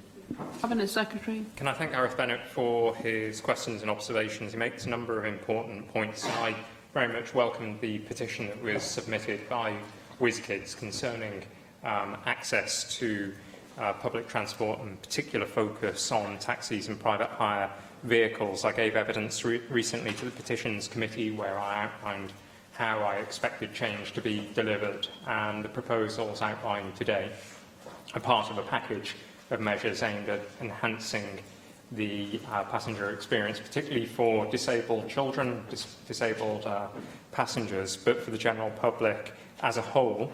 I go back to my point earlier that existing legislation is 2 centuries old. And whilst technological change is fantastic and should be embraced, we also need to make sure that legislation keeps apace with technological change as well. Uber offers choice and convenience, of that there is no doubt. It's a fantastic new service and entrant to the market, but the benefits of Uber should not come with the high price of driver exploitation, and for that reason we do need to update legislation. It's absolutely vital, not just for passengers, but for drivers as well. National standards should apply to all drivers of vehicles and to all vehicles on the roads, regardless of whether they're taxis or minicabs, because all passengers should expect the same consistency of service. Many people who use taxis and minicabs might not know the difference between them, the different regimes, the different licensing issues. It's my view that people shouldn't need to bear in mind and consider those differences before getting into a vehicle. They should have confidence in getting inside a taxi or a private hire vehicle, knowing that they will pay a fair fee and that they will have a standard of service that's consistent across the trade. The member raised the point of taxi ranks at railway stations. Of course, rail infrastructure, including in many instances train stations, are the responsibility of UK government, and we've consistently argued for devolution of infrastructure in that regard, because we have seen infrastructure in Wales historically underfunded. That said, in those areas where we are taking on responsibilities, such as in the South East Wales metro area, the core valleys lines, we would wish to see appropriate service provision at new stations that are going to attract investment for taxi vehicles, private hire vehicles, for bicycles, and for parking as well. We see the service of taxis and private hire vehicles as being critical to the vision of a metro service that is fully integrated, and therefore provisions such as taxi ranks are absolutely vital. In terms of passengers not being able to access taxis or private hire vehicles, the changes that are being proposed would also enable licensing authorities to limit the number of licences that are issued, so that in any given area there is an appropriate number of vehicles available, working potentially on a regional basis to ensure that on a cross-border basis, local authorities across the region can have confidence knowing that there are sufficient drivers and sufficient vehicles available for the general public. Thank you. Mike Hedges. Thank you, Deputy Presiding Officer. I very much welcome the statement, and can I add my agreement with what Di Lloyd and Jenny Rathbone said about the action of the taxi driver and private hire drivers in Manchester. I've, like many other people, I have friends and relatives working as taxi and private hire drivers, which is not surprising considering the huge number of people who are employed in that industry. In many areas, taxis and private hire vehicles are the only public transport. They are an essential part of the transport network. Without them, many people could not travel after 6 o'clock in the evening or on a Sunday. But most people don't distinguish between hackney cabs and private hire vehicles. They book what the term taxi, which they use generally to cover both types. And a vehicle turns up, and most people don't, and I include myself in that, but don't go and check whether it's a taxi or a private hire. I boarded it, it mentions my name when it stops outside, therefore, and I get in it. So I think that the distinction between the two has become very blurred. And as the Cabinet Secretary said earlier, the mobile phone has done it, because you used to have to pre-book before you went, phone up and say, I need, but now you can book just before you're ready to leave. Can I also welcome the public consultation? Can I talk about cross-border licensing? Historically, lots of vehicles have been licensed in Powys and worked in Swansea. And the Cabinet Secretary said earlier to an answer to Gareth Bennett about having regional working. That's fine with Nice, Port Talbot and Swansea, but when you bring Powys in, I mean, dare I say it, that the top end of Montgomeryshire isn't part of the Swansea region, but Estragunlais is part of it. So there are difficulties in defining what a region is, and there are concerns that people have been licensing in Powys, using them in Swansea, where Swansea has had no control over them, and perhaps more importantly, they've had no control over the number of vehicles in use in Swansea, because they've been licensed in Powys. And I use the word Swansea, I could say Nice, Port Talbot in exactly the same way, but they're equally affected. So, I've got two questions. Will the government consider producing enforceable national standards and a national charge? My understanding is it's cheaper to licence in Powys than it is in Swansea, therefore people do so. And also the standards that you need in Powys are different to those in Swansea, and therefore it's easier to licence. So people are making that decision, which is not necessarily beneficial for those who are interested in taxi provision within Swansea. On the Petitions Committee, yes, we took a lot of evidence, including from you, Cabinet Secretary, regarding the taxis, and there will be a report which will hopefully be coming for this Assembly at some stage in the future. Only thing I would raise from it is, are you considering setting quotas for the number, within large taxi firms, for the numbers which can take wheelchairs? Because in Swansea, there's one taxi firm stroke cooperative, which is about 180, 200 taxis. And I think when you get into taxi firms of that side, actually asking them to have 5% or 10% of them able to take people in wheelchairs, I don't think it's unreasonable. So will you look at actually setting quotas, certainly for the firms with more than 10 taxis?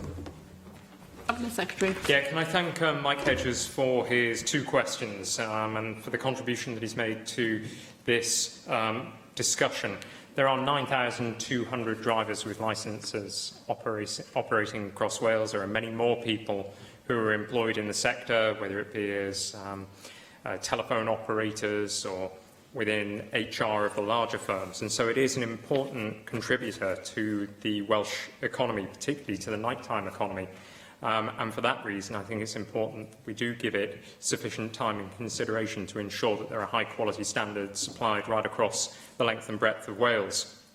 And the member is absolutely right, I touched on it earlier, that many people will not distinguish between what a taxi is and what a minicab is. There are 5,000 taxis that operate across Wales, there are 4,000 minicabs. Many people will just refer to one or all as a taxi or taxis, and so it's important that those national standards are introduced across all of the vehicles. In terms of regional working, in the first question that the member asked, yes, but it will be up for consultation. I would ideally seek to have a consistent approach taken to the charging for national standards and licensing of all drivers. This is something that should be considered as part of the consultation that will begin on June the 12th, because I think regardless of whether you're in Swansea or in Paris, you should have a very clear and transparent regime that is consistent across local authority areas.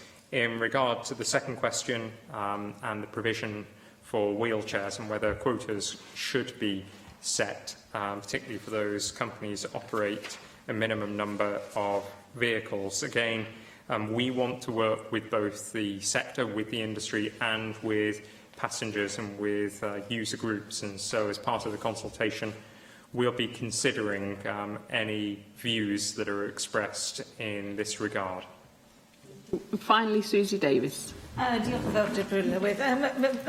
Cabinet Secretary, just with reference to the consultation and this issue of consistency, I'm wondering whether you might consider including questions about the freedom of cab drivers, taxi drivers, to take responsibility for their own decisions on the maintenance of those cabs, namely that they should be free to go to any local garage, provided it's reputable and corresponds with any requirements that the local authority might reasonably place on them, in order for that maintenance work to be done, rather than being compelled to use a local authority's own maintenance section, if you like, where, of course, they have no control over the costs.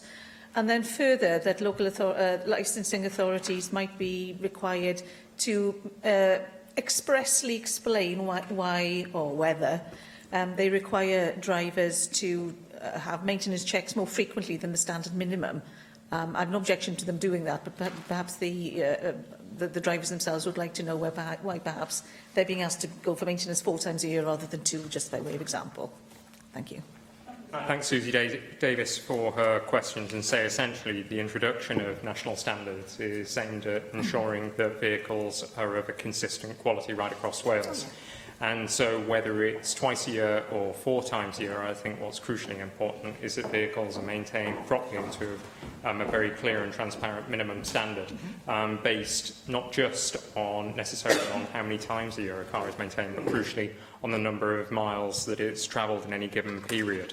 And so as part of the consultation, I would hope that we'll have views expressed concerning maintenance schedules, but it's my view that there should be a very consistent approach taken to vehicle maintenance across Wales in terms of where vehicles should and can be maintained, and the potential freedom of licensed drivers to maintain them at different garages that are not necessarily owned or operated by local authorities or endorsed by local authorities.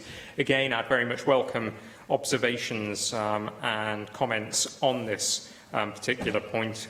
It's my view that the maintenance standards should be based not necessarily on the provision of maintenance services by certain outlets or service providers, but on minimum standards that are expected. And so it could be provided that a maintenance garage is registered as meeting those minimum requirements. I think it offers opportunities for a more competitive environment for garages to operate to. Thank you very much, Cabinet Secretary. Item 5 has been postponed, and items 6 and 7 have been moved to tomorrow's agenda. Therefore, we move to the debate on social prescribing, and I call on the Cabinet Secretary for Health, Wellbeing and Sport to move that motion. Vaughan Gething. Thank you, Deputy Presiding Officer. I'm happy to move the motion on the paper before us today. As all of us recognise, our health and well-being depend on many factors: family, relationships, work, play, housing, education and money, to name but a few. The ways in which we manage and our health is affected are numerous. We know that we often feel better after a walk in the park or socialising with friends. Yet often, our first port of call when we feel unwell is to see a doctor. A report from Citizens Advice estimates that 1/5 of GP time is spent on primarily social problems. It is not always possible for GPs to fully explore the personal circumstances or social determinants that may have triggered the attendance, resulting on some occasions in an over-reliance on medical intervention. In Wales, we have a vast array of non-clinical community services which offer real health and well-being benefits. And these services and activities are, of course, diverse in their nature. They range from rambling groups and befriending support to debt counselling and parenting classes. These types of activities or support can work alongside clinical care or even act as an alternative to medication. And the benefits of community-based support and activities can be numerous. For example, they can lead to improvements in physical health, reductions in symptoms of anxiety or depression, the acquisition of learning, new interests and skills, a reduction in social isolation and loneliness, and of course increased sociability and community skills. And all of these things can lead to increased self-esteem, confidence and empowerment. People who benefit from these services often go on to act as volunteers themselves, increasing community capacity and resilience. And people and professionals may not be aware, though, of the potential health and wellbeing benefits of these services or how to access them in the first place. I should indicate at this point that I'm happy and the Government will support the Conservative Party's amendment noting the King's Fund definition of social prescribing as a means of enabling GPs, nurses and other primary care professionals to refer people to a range of local non-clinical services. But that said, I don't think we should overly worry about definitions at this point, especially ones that look through the lens of the National Health Service rather than the person who needs care and support, including, of course, the care and support they can access for themselves. Social prescribing really is simply a term for a mechanism that links people with their community services and opportunities that should help them to improve their general health and well-being. But usually recognised social prescribing schemes enable the referral of an individual to a linked worker to work together with them to agree a non-clinical social prescription to improve their health and well-being. A survey carried out on behalf of Nesta found that 4 in 5 GPs think social prescriptions alongside medical prescriptions should be available from GP surgeries. And they say it would allow them to concentrate on the patient's medical problems and treatment rather than the social issues which often they can do little about. And as the start of our motion notes, a variety of social prescribing or community referral schemes already exist or are in development across Wales.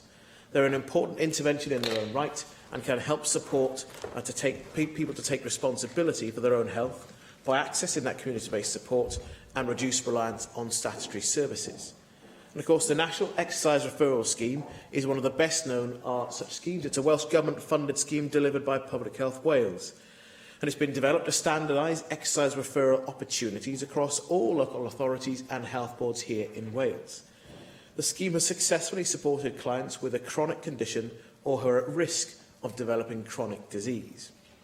And locally, through primary care clusters, there is an evidence of investment in social prescribing models based on roles which help people to assess their wellbeing needs and agree with them what local care and support will help to meet those needs. In Torfaen, for example, social prescribers are located in GP surgeries and receive referrals from anyone experiencing a social issue that is impacting on their physical or mental health.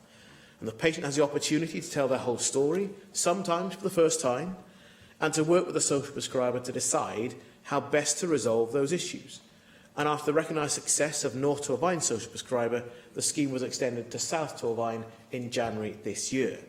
Another example is local area coordination in Swansea, which seeks to reduce the pressure on statutory services by fostering local relationships and assistance. And the programme works with individuals, families and carers of any age and enables them to achieve their idea of a good life. That, of course, will differ for different peoples and communities.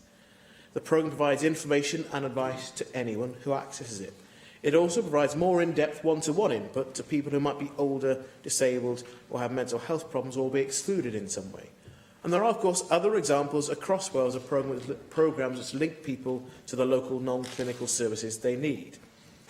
And as the motion indicates, we will continue to consider the priorities for the further promotion of social prescribing across Wales, because access to these services needs to be more systematic and seen as a normal part of our approach to health and well-being. I thank the Cabinet Secretary for his recent visits to the Bridgend area in the ABMU area, but also to the social prescribing that he's seen working within the clusters in the lower Llinvi Valley, in the gateway to the valleys, but also in the Llinvi Valley using other networks within the community, along with the Spirit of Llinvi Woodland, along with local schools, along with the 6 local GPs, but it's integrated into the local community. And it's great to see, I think he'd agree, the innovative way in which all partners locally, not just the GPs, but every other partner, has taken on this idea of social prescribing for the well-being of their communities. Yeah, it's a good example of the range of services that exist right across the country, local opportunities and how people are linked to those opportunities to improve their general health and well-being and not a reliance on medication or medical intervention. It's also a good example of the way we demedicalise the service, and in particular the way that healthcare support workers and other community-based workers have been really important in getting people to actually get active and get involved in their community, to take more ownership of their own choices in a way that is enjoyable for them and appropriate and local. And trying to make this work more systematic is something that Dr Richard Lewis has undertaken in his role as the National Professional Lead for Primary Care in the Welsh Government. People in the Chamber know him in his former role with the BMA. And he's continued to champion the role of wellbeing service and the need for more systematic access and referral. And the Future Generations Commission has also facilitated a round-table discussion with stakeholders on behalf of Dr Lewis last autumn, and that's generated a lot of enthusiasm and discussion. The challenge now over this next year is how we roll out what we hope will be a more consistent and effective approach. But within this Welsh Government, we're committed to supporting stakeholders to share learning and good practice. So in March, the Welsh Government sponsored a Mid-Wales Health Collaborative Conference. That event brought outdoor sector colleagues together with healthcare professionals to discuss the positive health and wellbeing benefits of outdoor activity and increase awareness of the benefits of using green spaces. So it is important to continue to develop the evidence base of what exists and also what works. And the Welsh Government has therefore commissioned a review of the principles of sustainable community-based volunteering to tackle loneliness and social isolation among older people. And that will focus on models of best practice and the impact that they have had. And the research findings will be published in September and used by health boards, local authorities, the third and community sectors to inform the development of further community-led volunteer models. Because to help people find the right care at the right time and in the right place, often with the right person and the right service, the Welsh Government is continuing to work to coordinate the development of a single virtual directory of services for health, social care in the third and independent sectors. And the directory will be used by both the public and professionals. It will underpin the new local authority information, advice and assistance services and the 111 telephone and website service. And it will include the wide range of services available in local communities and explain how people can access that care and support. Now, in taking Wales forward, the Welsh Government committed to launching a Wales Wellbeing Bond to drive forward healthier lifestyles. The Social Prescribing Agenda aligns closely to the aims of the Wellbeing Bond, which will look to take forward innovative health and wellbeing projects. And we're currently working closely with our stakeholders on the best way to achieve this. And so I say this generally because I would welcome the views of Assembly members on what further action is needed at national level to promote wellbeing services. And I welcome your views and ideas on what you think the priorities should be. And a number of members will have their own local experience. For example, I know there may be members who want to talk about Valley Steps, which is engaging in Cwmtaf a year into a relatively successful approach. So those views of members and wider stakeholders will lead into the Welsh Government's commitment to trial a national approach to social prescribing and mental health. And that should help us to take this work forward. In accordance with our Taking Wales Forward commitment, I'll begin a pilot on social prescribing this December, or by this December. It'll be aimed specifically at improving the mental health offer and the support for people with low to moderate mental health issues. The evidence base around social prescribing is limited but growing. By funding a pilot, we think we'll contribute to the evaluation of the role of social prescribing in Wales and investigate the factors that will make it most effective. And the pilot will add to the excellent work already taking place in Wales. And we're now engaging with stakeholders to work up proposals for the pilot scheme. I'll make further announcements about the development of the pilot scheme and the Wellbeing Bond after the summer, but I look forward to hearing members' contributions to today's debate. Thank you very much. I have selected the amendment to the motion and I call on Angela Burns to move the amendment tabled in the name of Paul Davies. Angela. Deputy Presiding Officer. I'm very grateful to the Government for bringing forward this incredibly interesting topic, and I formally move the motion tabled in the name of Paul Davies. We on this side of the Chamber support the general principles of this debate, and we've brought forward our amendment because we believe that social prescribing has no firm definition, a point brought forward by the NHS Confederation for one, and of course they represent the health board, so it's very important that they should feel very comfortable with this going forward. And we feel that the King's Fund have come up with a clear way of setting out in very simple terms what it means, and they refer to it as a means of enabling GPs, nurses and other primary care professionals to refer people to a range of local non-clinical services. And of course, the King's Fund definition very much follows the direction of travel that we have here in Wales about asking people to start to take control of their own health, to participate, to be participants in their health agenda, to be participants in their lives going forward. And the King's Fund very much identify that there is a range of social and economic factors that will allow patients and need patients to be treated in a holistic way. We definitely are not saying that the King's Fund definition should be the definition. We just want to see it as a benchmark.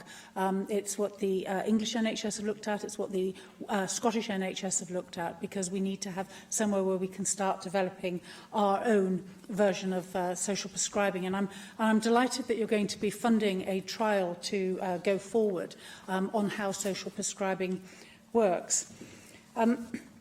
You've already said about the positive impacts. I'm not going to rehearse all those arguments, but I know as a committee, the Health and Social Care Committee are looking at loneliness and isolation in older people, and this is something that social prescribing might really be able to help. I know that my colleague Mark Isherwood will be talking in a while about co-production and about the need to bring on board third parties in order to deliver social prescribing.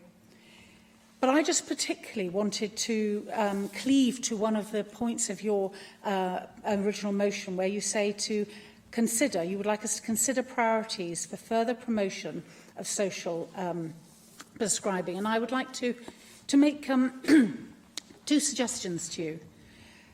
How can the Welsh Government encourage a greater rollout of social prescribing to young people? You know, throughout Wales, we have a significant number of young people who are in a very dark place. They've got eating disorders, they are self-harming. Some end up in a place so dark that their only alternative is to take their own lives. And I represent a constituency that has seen a fair number of suicides from young people in the last couple of years. And we know from evidence that if you can engage people in areas like drama, exercise, art therapy, music therapy, very, very important ways of being able to perhaps bring someone as they start that walk towards the cliff, if we can identify those people and get them before they've gone too far down that path, I would be really interested to see if we can start bringing this whole social prescribing agenda much closer to younger people as well, and not merely see it as a reserved for either the elderly or for those in highly deprived areas. And I'd also wonder, as my second point, taking this forward, will the Welsh Government consider other professionals to be part of the social prescribing team? Not just health professionals, but people such as school counsellors or additional learning needs coordinators. Because, as we all know, we've got enormous pressures on our mental health services. Children and adolescent mental health services are stuffed to the gunnels. They can't turn around. And if you have a school counsellor in a secondary school who's talking to a young person who may be struggling with, for example, grief because somebody they love desperately has died, that person should be able to socially prescribe a route for that young person to perhaps get to, somewhere like Cruise or some other bereavement organisation. If they identify a child who's starting to self-harm, about 12 years old, 13 years old, and those first telltale slashes across the tops of the arms appear, can they then pick up that child and refer them straight away to some kind of therapy group, a counselling session, one of the third sector providers that we need to engage with to make social prescribing a success? And I just think that if we can perhaps broaden it out to other trained professionals, but in other fields, we might be able to alleviate some of the backlog or bottleneck that happens when you go into a doctor's surgery, because they're already under immense pressure, and we can bring more people in a truly productive way to actually start to produce a solution for people who are desperately in need. And I'd be very grateful, Cabinet Secretary, if you would think about those two kind of ideas and perhaps consider them as part of your motion here today. But we absolutely support this motion. Thank you. Di Lloyd. Thank you very much, Deputy Presiding Officer, and I'm pleased to take part in this very important debate on social prescribing. Now, as young doctors over the decades, we're all taught that there are 4 aspects to the health of our patients. Yes, physical, psychological, but also without forgetting social and spiritual elements. And remembering all of those influence on the health of people refers us to think about what makes people ill in the first place and makes us think about the barriers that act against their recovery. I remember complaining to the local authority many years ago now as a conscientious GP about the condition of housing for my patients that were affecting their health, and those complaints were completely ignored. This is one of the reasons why I stood for council in the first place. But as a county councillor then, but not as a doctor, they accepted answers to my query about the condition of housing and a plan to improve the situation. And that's what my understanding is basically of social prescribing, that GPs and nurses in the community can refer people to projects that tackle their illness, looking at the bigger picture of their health in its entirety. Referring people, therefore, in the voluntary sector most often, such as arts activities, volunteering, gardening, cooking, health eating advice, and a wide range of sporting activities, such as walking. One of the easiest things to do is to just walk more. I always preach in this place about the 10,000 steps that we need to walk every day, walking. And keeping fit is just as good as medication, antidepressant drugs, when that depression is not so severe. And an aim to fill a vacuum in many aspects of society is prescribing socially, with isolation and loneliness increasing, despite all of our computer the internet, because we recognise there is more to the recovery of our patients than simply physical issues. Now, many years ago, our chapels and churches were very active here in Wales, with hundreds of people attending every Sunday and some meeting being held every night of the week too, full of a broad range of activities. Now, such close-knit communities were naturally an assistance to many people who were suffering depression and loneliness. But things changed, and we need solutions to the same spiritual requirements today. Now, very often, as a GP, I feel a little like a minister or a vicar in advising my patients, but forgetting the social and spiritual aspects and focusing only on the physical, the tablets and the surgery, is also real neglect which can undermine the recovery of our patients. We look forward to enhancing social prescribing, and we support the government in this regard, and tackling or getting to grips with evidence of its effectiveness, despite how difficult it is to get hold of that evidence. Thank you very much. Jenny Rathbone. It's good to hear from a GP who is reflective on their behaviour, because far too often, I'm afraid, some GPs have reached for the script rather than other solutions to people's mental distress. Last night I spent quite a lot of time running around trying to contact people who were yet to register to vote in order to beat the midnight deadline, and many were delighted to be reminded that they needed to get registered, and well, I was successful in that regard.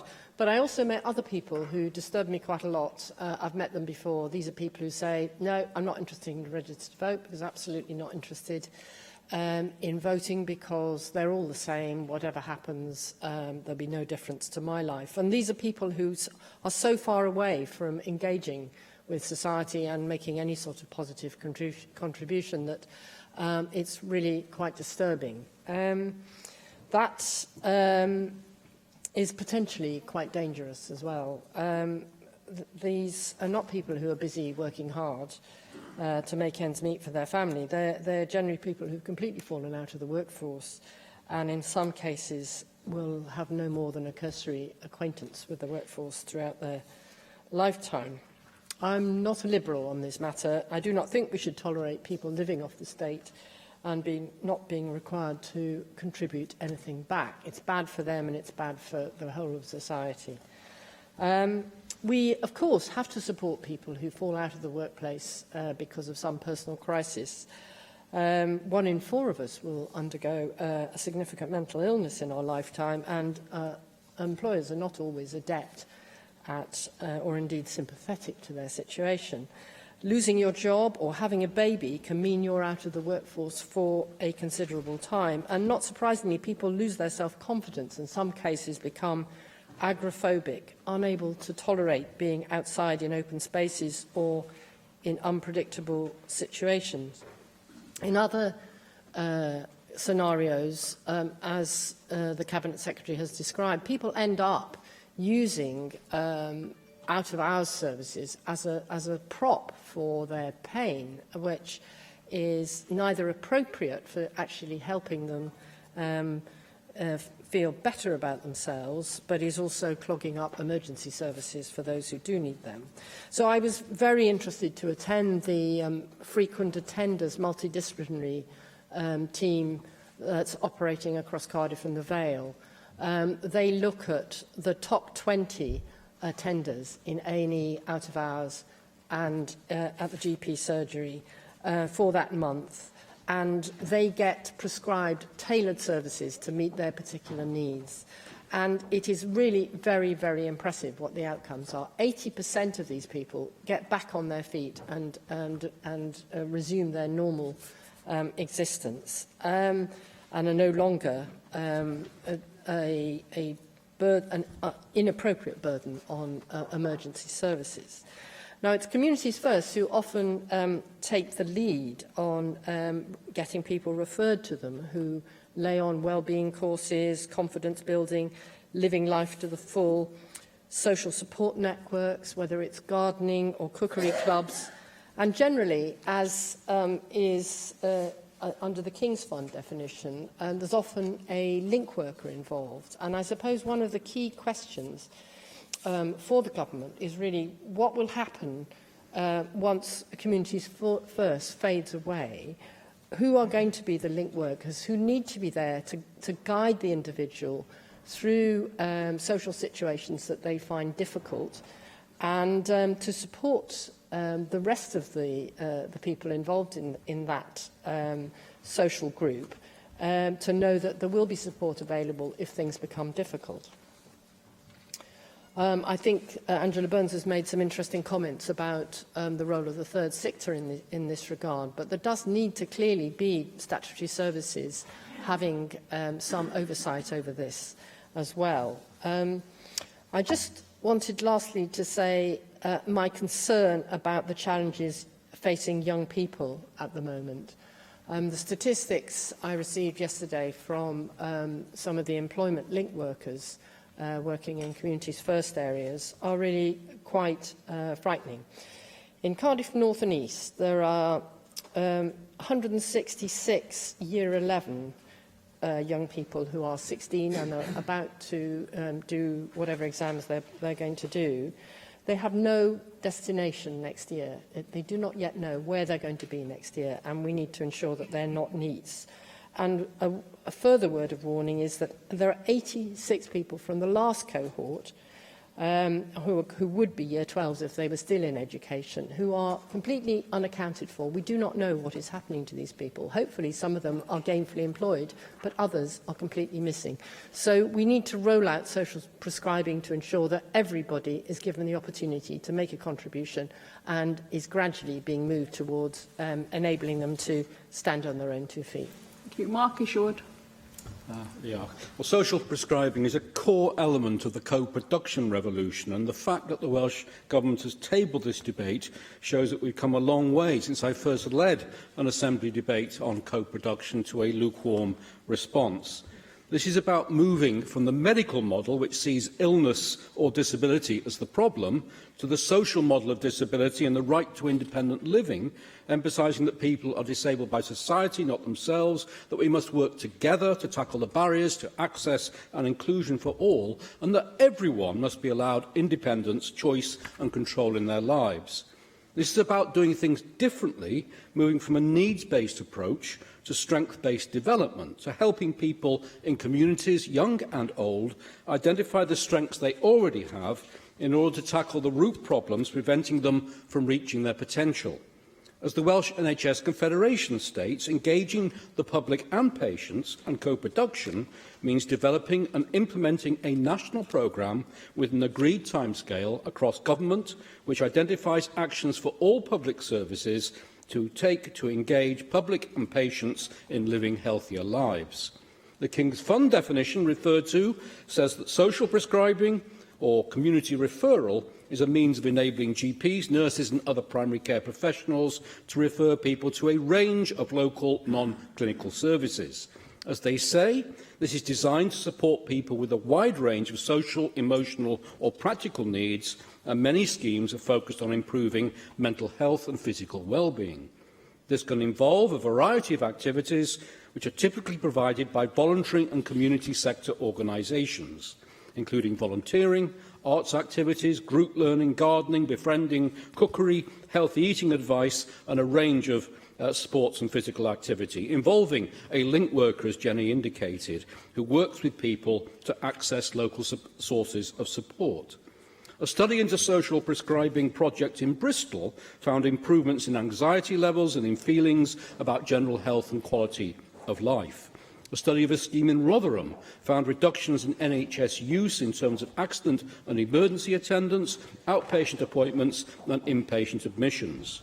Cartrefi Conwy runs several projects empowering and enabling older tenants to take control of their lives, not letting their age or anything else affect them, their independence or quality of life. In Lancashire, the Green Dreams social enterprise, set up by a local GP, provides community-based solutions to unemployment, isolation and reduced quality of life. Independent evaluation by Lancaster University found mental and physical health improvements, reduced GP appointments and many patients returning to work. Around 40 GPs are now referring into that scheme. The Co-Production Network for Wales highlights time credits social prescribing as a powerful tool for encouraging the hard-to-engage or socially isolated in activity that might have a health, well-being or family reconnection impact and earns them time credits. Co-Production Wales has highlighted the upcoming 8th of June presentation by the Chief Executive of Interlinked RCT, Rhonda Cunnintaff, connecting individuals, communities and organisations at a strength-based practice study group. As he says, patients are being referred from GP surgeries through social prescribing and through social care settings, often called community coordination or local area coordination. He adds, however, that many of the resources available are not directed at what matters most to people, where they need it to improve their own health and well-being, that this is particularly a problem in the most deprived areas, and that models that work in isolation, that are not collaborative and are not connected or able to restore community provision will fail to tackle gaps and will be limited in scope and effectiveness. Well, 5 years ago, I heard Western Australia's inspirational mental health commissioner speaking at a Co-Production Wales conference in Cardiff. It was he who first launched local area coordination over a quarter of a century ago, making a real difference for both local people and professionals who started to act and think differently. This shifted focus from people as passive recipients of social care to people who have gifts, assets and contributions in inclusive communities. Volunteer-run walking schemes supported by Let's Walk Cymru, such as Troedio Clwyd Walks, improve physical and mental well-being and tackle loneliness, saving NHS Wales money, but Welsh Government funding ends on the 30th of September, providing no assurance for the volunteers. The Welsh Government must provide continuity. After all, as the Chief Medical Officer for Wales states, the social prescribing approach can help the management of chronic conditions and decrease demand for health services. Let's make it happen. Thank you. Caroline Jones. Diolch, Deputy Llywydd. I would like to thank the Cabinet Secretary for bringing forward this debate today, and I'm delighted to take part. I am firmly of the opinion that social prescribing, particularly when it comes to mental health, can deliver real health benefits for Welsh patients, and UKIP will therefore be supporting the motion. As results from studies in Bristol and Rotherham have shown, social prescribing schemes can lead to a reduction in the use of NHS services, but more importantly, lead to improvements in mental health and general well-being, improvements to quality of life and reduced levels of depression and anxiety. It's the last point which I find the most encouraging. Rather than condemning patients with mental ill health to a life on antidepressants, which have been shown to have terrible side effects, social prescribing can be used to better effect. Social prescribing can also deliver cost savings to our NHS. Preliminary economic analysis of the Rotherham study found that the scheme could pay for itself within 2 years due to reducing reliance on NHS services. My only concern is that for this to be truly effective, we need to pump significant investment into primary care. To be able to effectively deliver social prescribing, GPs need to be effectively resourced, giving them the time to be able to consider the whole person more consistently, and they need access to fully resourced community services to which to refer patients when appropriate. According to the Royal College of GPs, promotion of social prescribing ultimately needs to be managed carefully as it generates expectations of general practice to carry out non-health functions which it has limited capacity to do. They also state that social prescribing schemes can certainly be beneficial to a patient's overall health and well-being, as some pilots have shown. To be effective, there needs to be better integration between health and community services so that GPs and our teams can signpost our patients most appropriately. As I've highlighted many times, our NHS is most effective when we have a true partnership between the public, private and third sectors. Social prescribing is such a partnership approach. If we consider and mitigate the additional burden that social prescribing places upon our GPs, I do firmly believe that it has the potential to deliver enormous benefit to Welsh patients. I therefore look forward to seeing further details of the social prescribing trials and hope the Cabinet Secretary can assure us that resulting social prescribing schemes will be properly resourced and not place additional burdens upon our already overstretched GPs. It is clear that the traditional approach to mental health care is not working, particularly for our younger population, who are facing new and varied challenges to their mental health. We need new ways of working, as the taking of a pill method appears to do more harm than good. So social prescribing has a role to play in meeting this challenge, and I look forward to working with the Welsh Government to deliver a Wales-wide approach which benefits patients and our GPs alike. Thank you. Thank you. Rhodri Morgan. Thank you, Llywydd. I think we could all do with a bit of social prescribing today. I think it's been a very difficult day for us all and a very sad day, and anything to lift our spirits would help. But I would like to thank the Health Secretary for bringing forward this proposal, because I think it shows that there is an understanding that there's more to health than just looking after the physical well-being of a patient. And Jenny Rathbone has underlined the fact that 1 in 4 of us are likely to suffer some kind of mental health problems during our lifetime. And I think it's very much the point about asking patients what matters rather than what is the matter. I'm very much of the view that I think we have to respect and treat the individual and the patient and not just the illness. And my husband's a GP, and he's been social prescribing for almost 2 decades, mostly referrals to sports centres. But I think it's important that we develop this further. And I'd like to focus just a few words on the opportunities to use social prescribing in relation to the arts. Now, as the Health Secretary is aware, we've established a cross-party arts and health group within the Assembly, and I'm very keen on this. I was chair of the Live Music Now charity, and it was incredible to watch the transformation that came in care homes when we sent expert musicians in to play and to really have an impact and to raise the spirits of the people in those care homes. And I think the Welsh Government actually has a very good record in relation to how arts impacts on health. 50% of the revenue-funded organisations subsidised by the Welsh Arts Council, 50% of them are related to health in some way.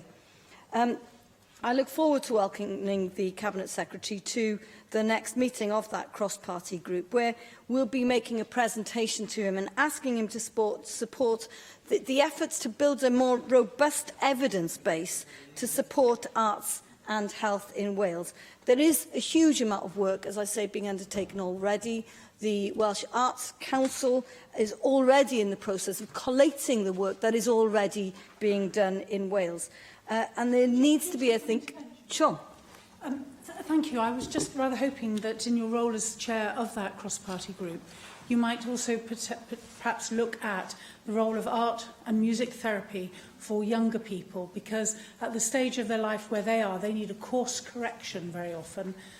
A lot of them are starting to walk down a poor mental health route for all sorts of reasons, and there is a lot of evidence out there that if you can catch them young enough, you know, in their teens, in their secondary school, when they're going through those kind of issues, that actually it can help to bring them back before it becomes really hard to start rescuing people. And I'd be really grateful, and I'd like to join your cross-party group, if your cross-party group would actually have a look at that as well, because it's that whole principle, if we can catch them young, save them earlier, it helps them and it helps us. I think that's a really good point, and I'd like to invite you perhaps to come and address one of our meetings. I think that would be very, very useful, because you're quite right. If we catch them young, if we catch them early, and the arts can be a great mechanism for turning people around. I think it's also important to focus on older people. I think if we've got a lot of people now, you think about the massive increase that we're going to see in people requiring residential care, that's projected to rise by 82% by 2035. So we need to think about how we're going to deal with that. But let's think about how we're going to give them a quality of life. It's not just about parking these people. It's about making sure that they have a good life. But I just would like to finish by asking the Cabinet Secretary just one thing, and that is really about the budget. Now, I know that there's 180,000 that has been earmarked for volunteer-led networks in relation to how we use this. But actually, in the context of a £6 billion fund, how far do you think we can take this? This is quite innovative stuff. We do need to, I think, make sure it's evidence-based. But I just wonder if you could tell us, what are your ambitions here? It's clearly early days on this. But I just wonder, could we really be a pioneer country, really setting out a marker for the world to follow? Thank you very much. And I call on the Cabinet Secretary for Health, Wellbeing and Sport to reply to the debate. Thank you, Deputy Presiding Officer. And I'll start by thanking all members who have contributed for their considered and constructive contributions. This isn't an area the Government has a hard and fast view on what will work or must work, as I indicated. We're looking at developing an evidence base based on examples of what already takes place in Wales and the evidence of what works best. I think we're really talking about appropriate prescribing. I think sometimes it may be that social prescribing is something to replace poor prescribing decisions by clinicians, and of course we should always constructively review what clinicians do, but there are of course entirely appropriate reasons where people's health will be treated by formal medication prescriptions. This is about how we add to and potentially replace some of that in a way that is appropriate for the individual. If you like, think of what Rhodri Morgan said, what matters to you, not what is the matter with you. And see how we empower people to take more ownership of their own choices, and then to give them those choices and how easy those choices often are, if only they're pointed in the right direction and helped in that way. And there's much in both the Rhodri Morgan and Angela Burns' contribution, even without the intervention that Angela made, that actually there was a lot of commonality about book prescriptions, arts, music and sport, and the role that they have. And there are a number of things we're already doing with young people, both myself and the Cabinet Secretary for Education will be aware of a number of things we're doing in schools, which help to try and support people and their resilience in the most general terms, and understanding what we can do to promote that general well-being for the child and their whole family. Think about how that works. But I would not pretend that we have perfect answers. There are, as you know, in government, there is rarely a day when there is a perfect answer. If there is one, I have yet to come across it myself. But we are thinking seriously about what we do, and as I said, that the pilot that we're going to develop to start this year will be about building our own space, to go back to Alina's point as well, where the budget is. But that very much depends on what the evidence tells us, both the cost of providing the service, but then of the impact of that service, and our broader challenge, if we're speaking honestly and in a mature way, about how we shift the way in which we provide services with citizens, not to citizens, and actually how we make those choices different ones as well. So there's a challenge about how we gear this up to make that system-wide shift and change. Just going back to Angela Burns' contribution, I'm happy to recognise your point about how you refer people into a service and what that service is, because there will of course be a case where that service comes from a medical professional. There may also be times when what we call social prescribing doesn't necessarily get routed through a GP or a healthcare professional. But if it is about how you provide someone with a route to actually access support, resilience and advice to improve their general health and well-being, that's why I don't want to get too tied up on a definition, but I do recognise the King's Fund definition is a useful place to start from. And again, thinking about Di Lloyd's challenge about walking, those of us that have iPhones, other smartphones are available, of course. If we walk around in them, they have this handy thing on that tells you how many steps they think you're doing, how many flights of stairs you've had. I don't always think it's entirely reliable. I tell myself there are occasions where I've done more walking where phones have been sat on a desk. But this job is difficult, and politicians are often very poor examples of doing what we say others should do. At election time, we almost all get our 10,000 steps in, but in a normal day otherwise, it's actually really quite difficult. But something for us about how we take time to do things for ourselves as well. And then think about Jenny's contribution, and in particular, I'm pleased to hear you mention the frequent attenders work. That's often there about not saying that frequent attenders don't have health and well-being needs, but their needs are being met or dealt with inappropriately in going to the wrong place for the wrong care at the wrong time. And it's really that part is about how you provide people with a route to understand what their needs are and how they're then met appropriately. And often that is about directing them to other services or to what they can do for themselves.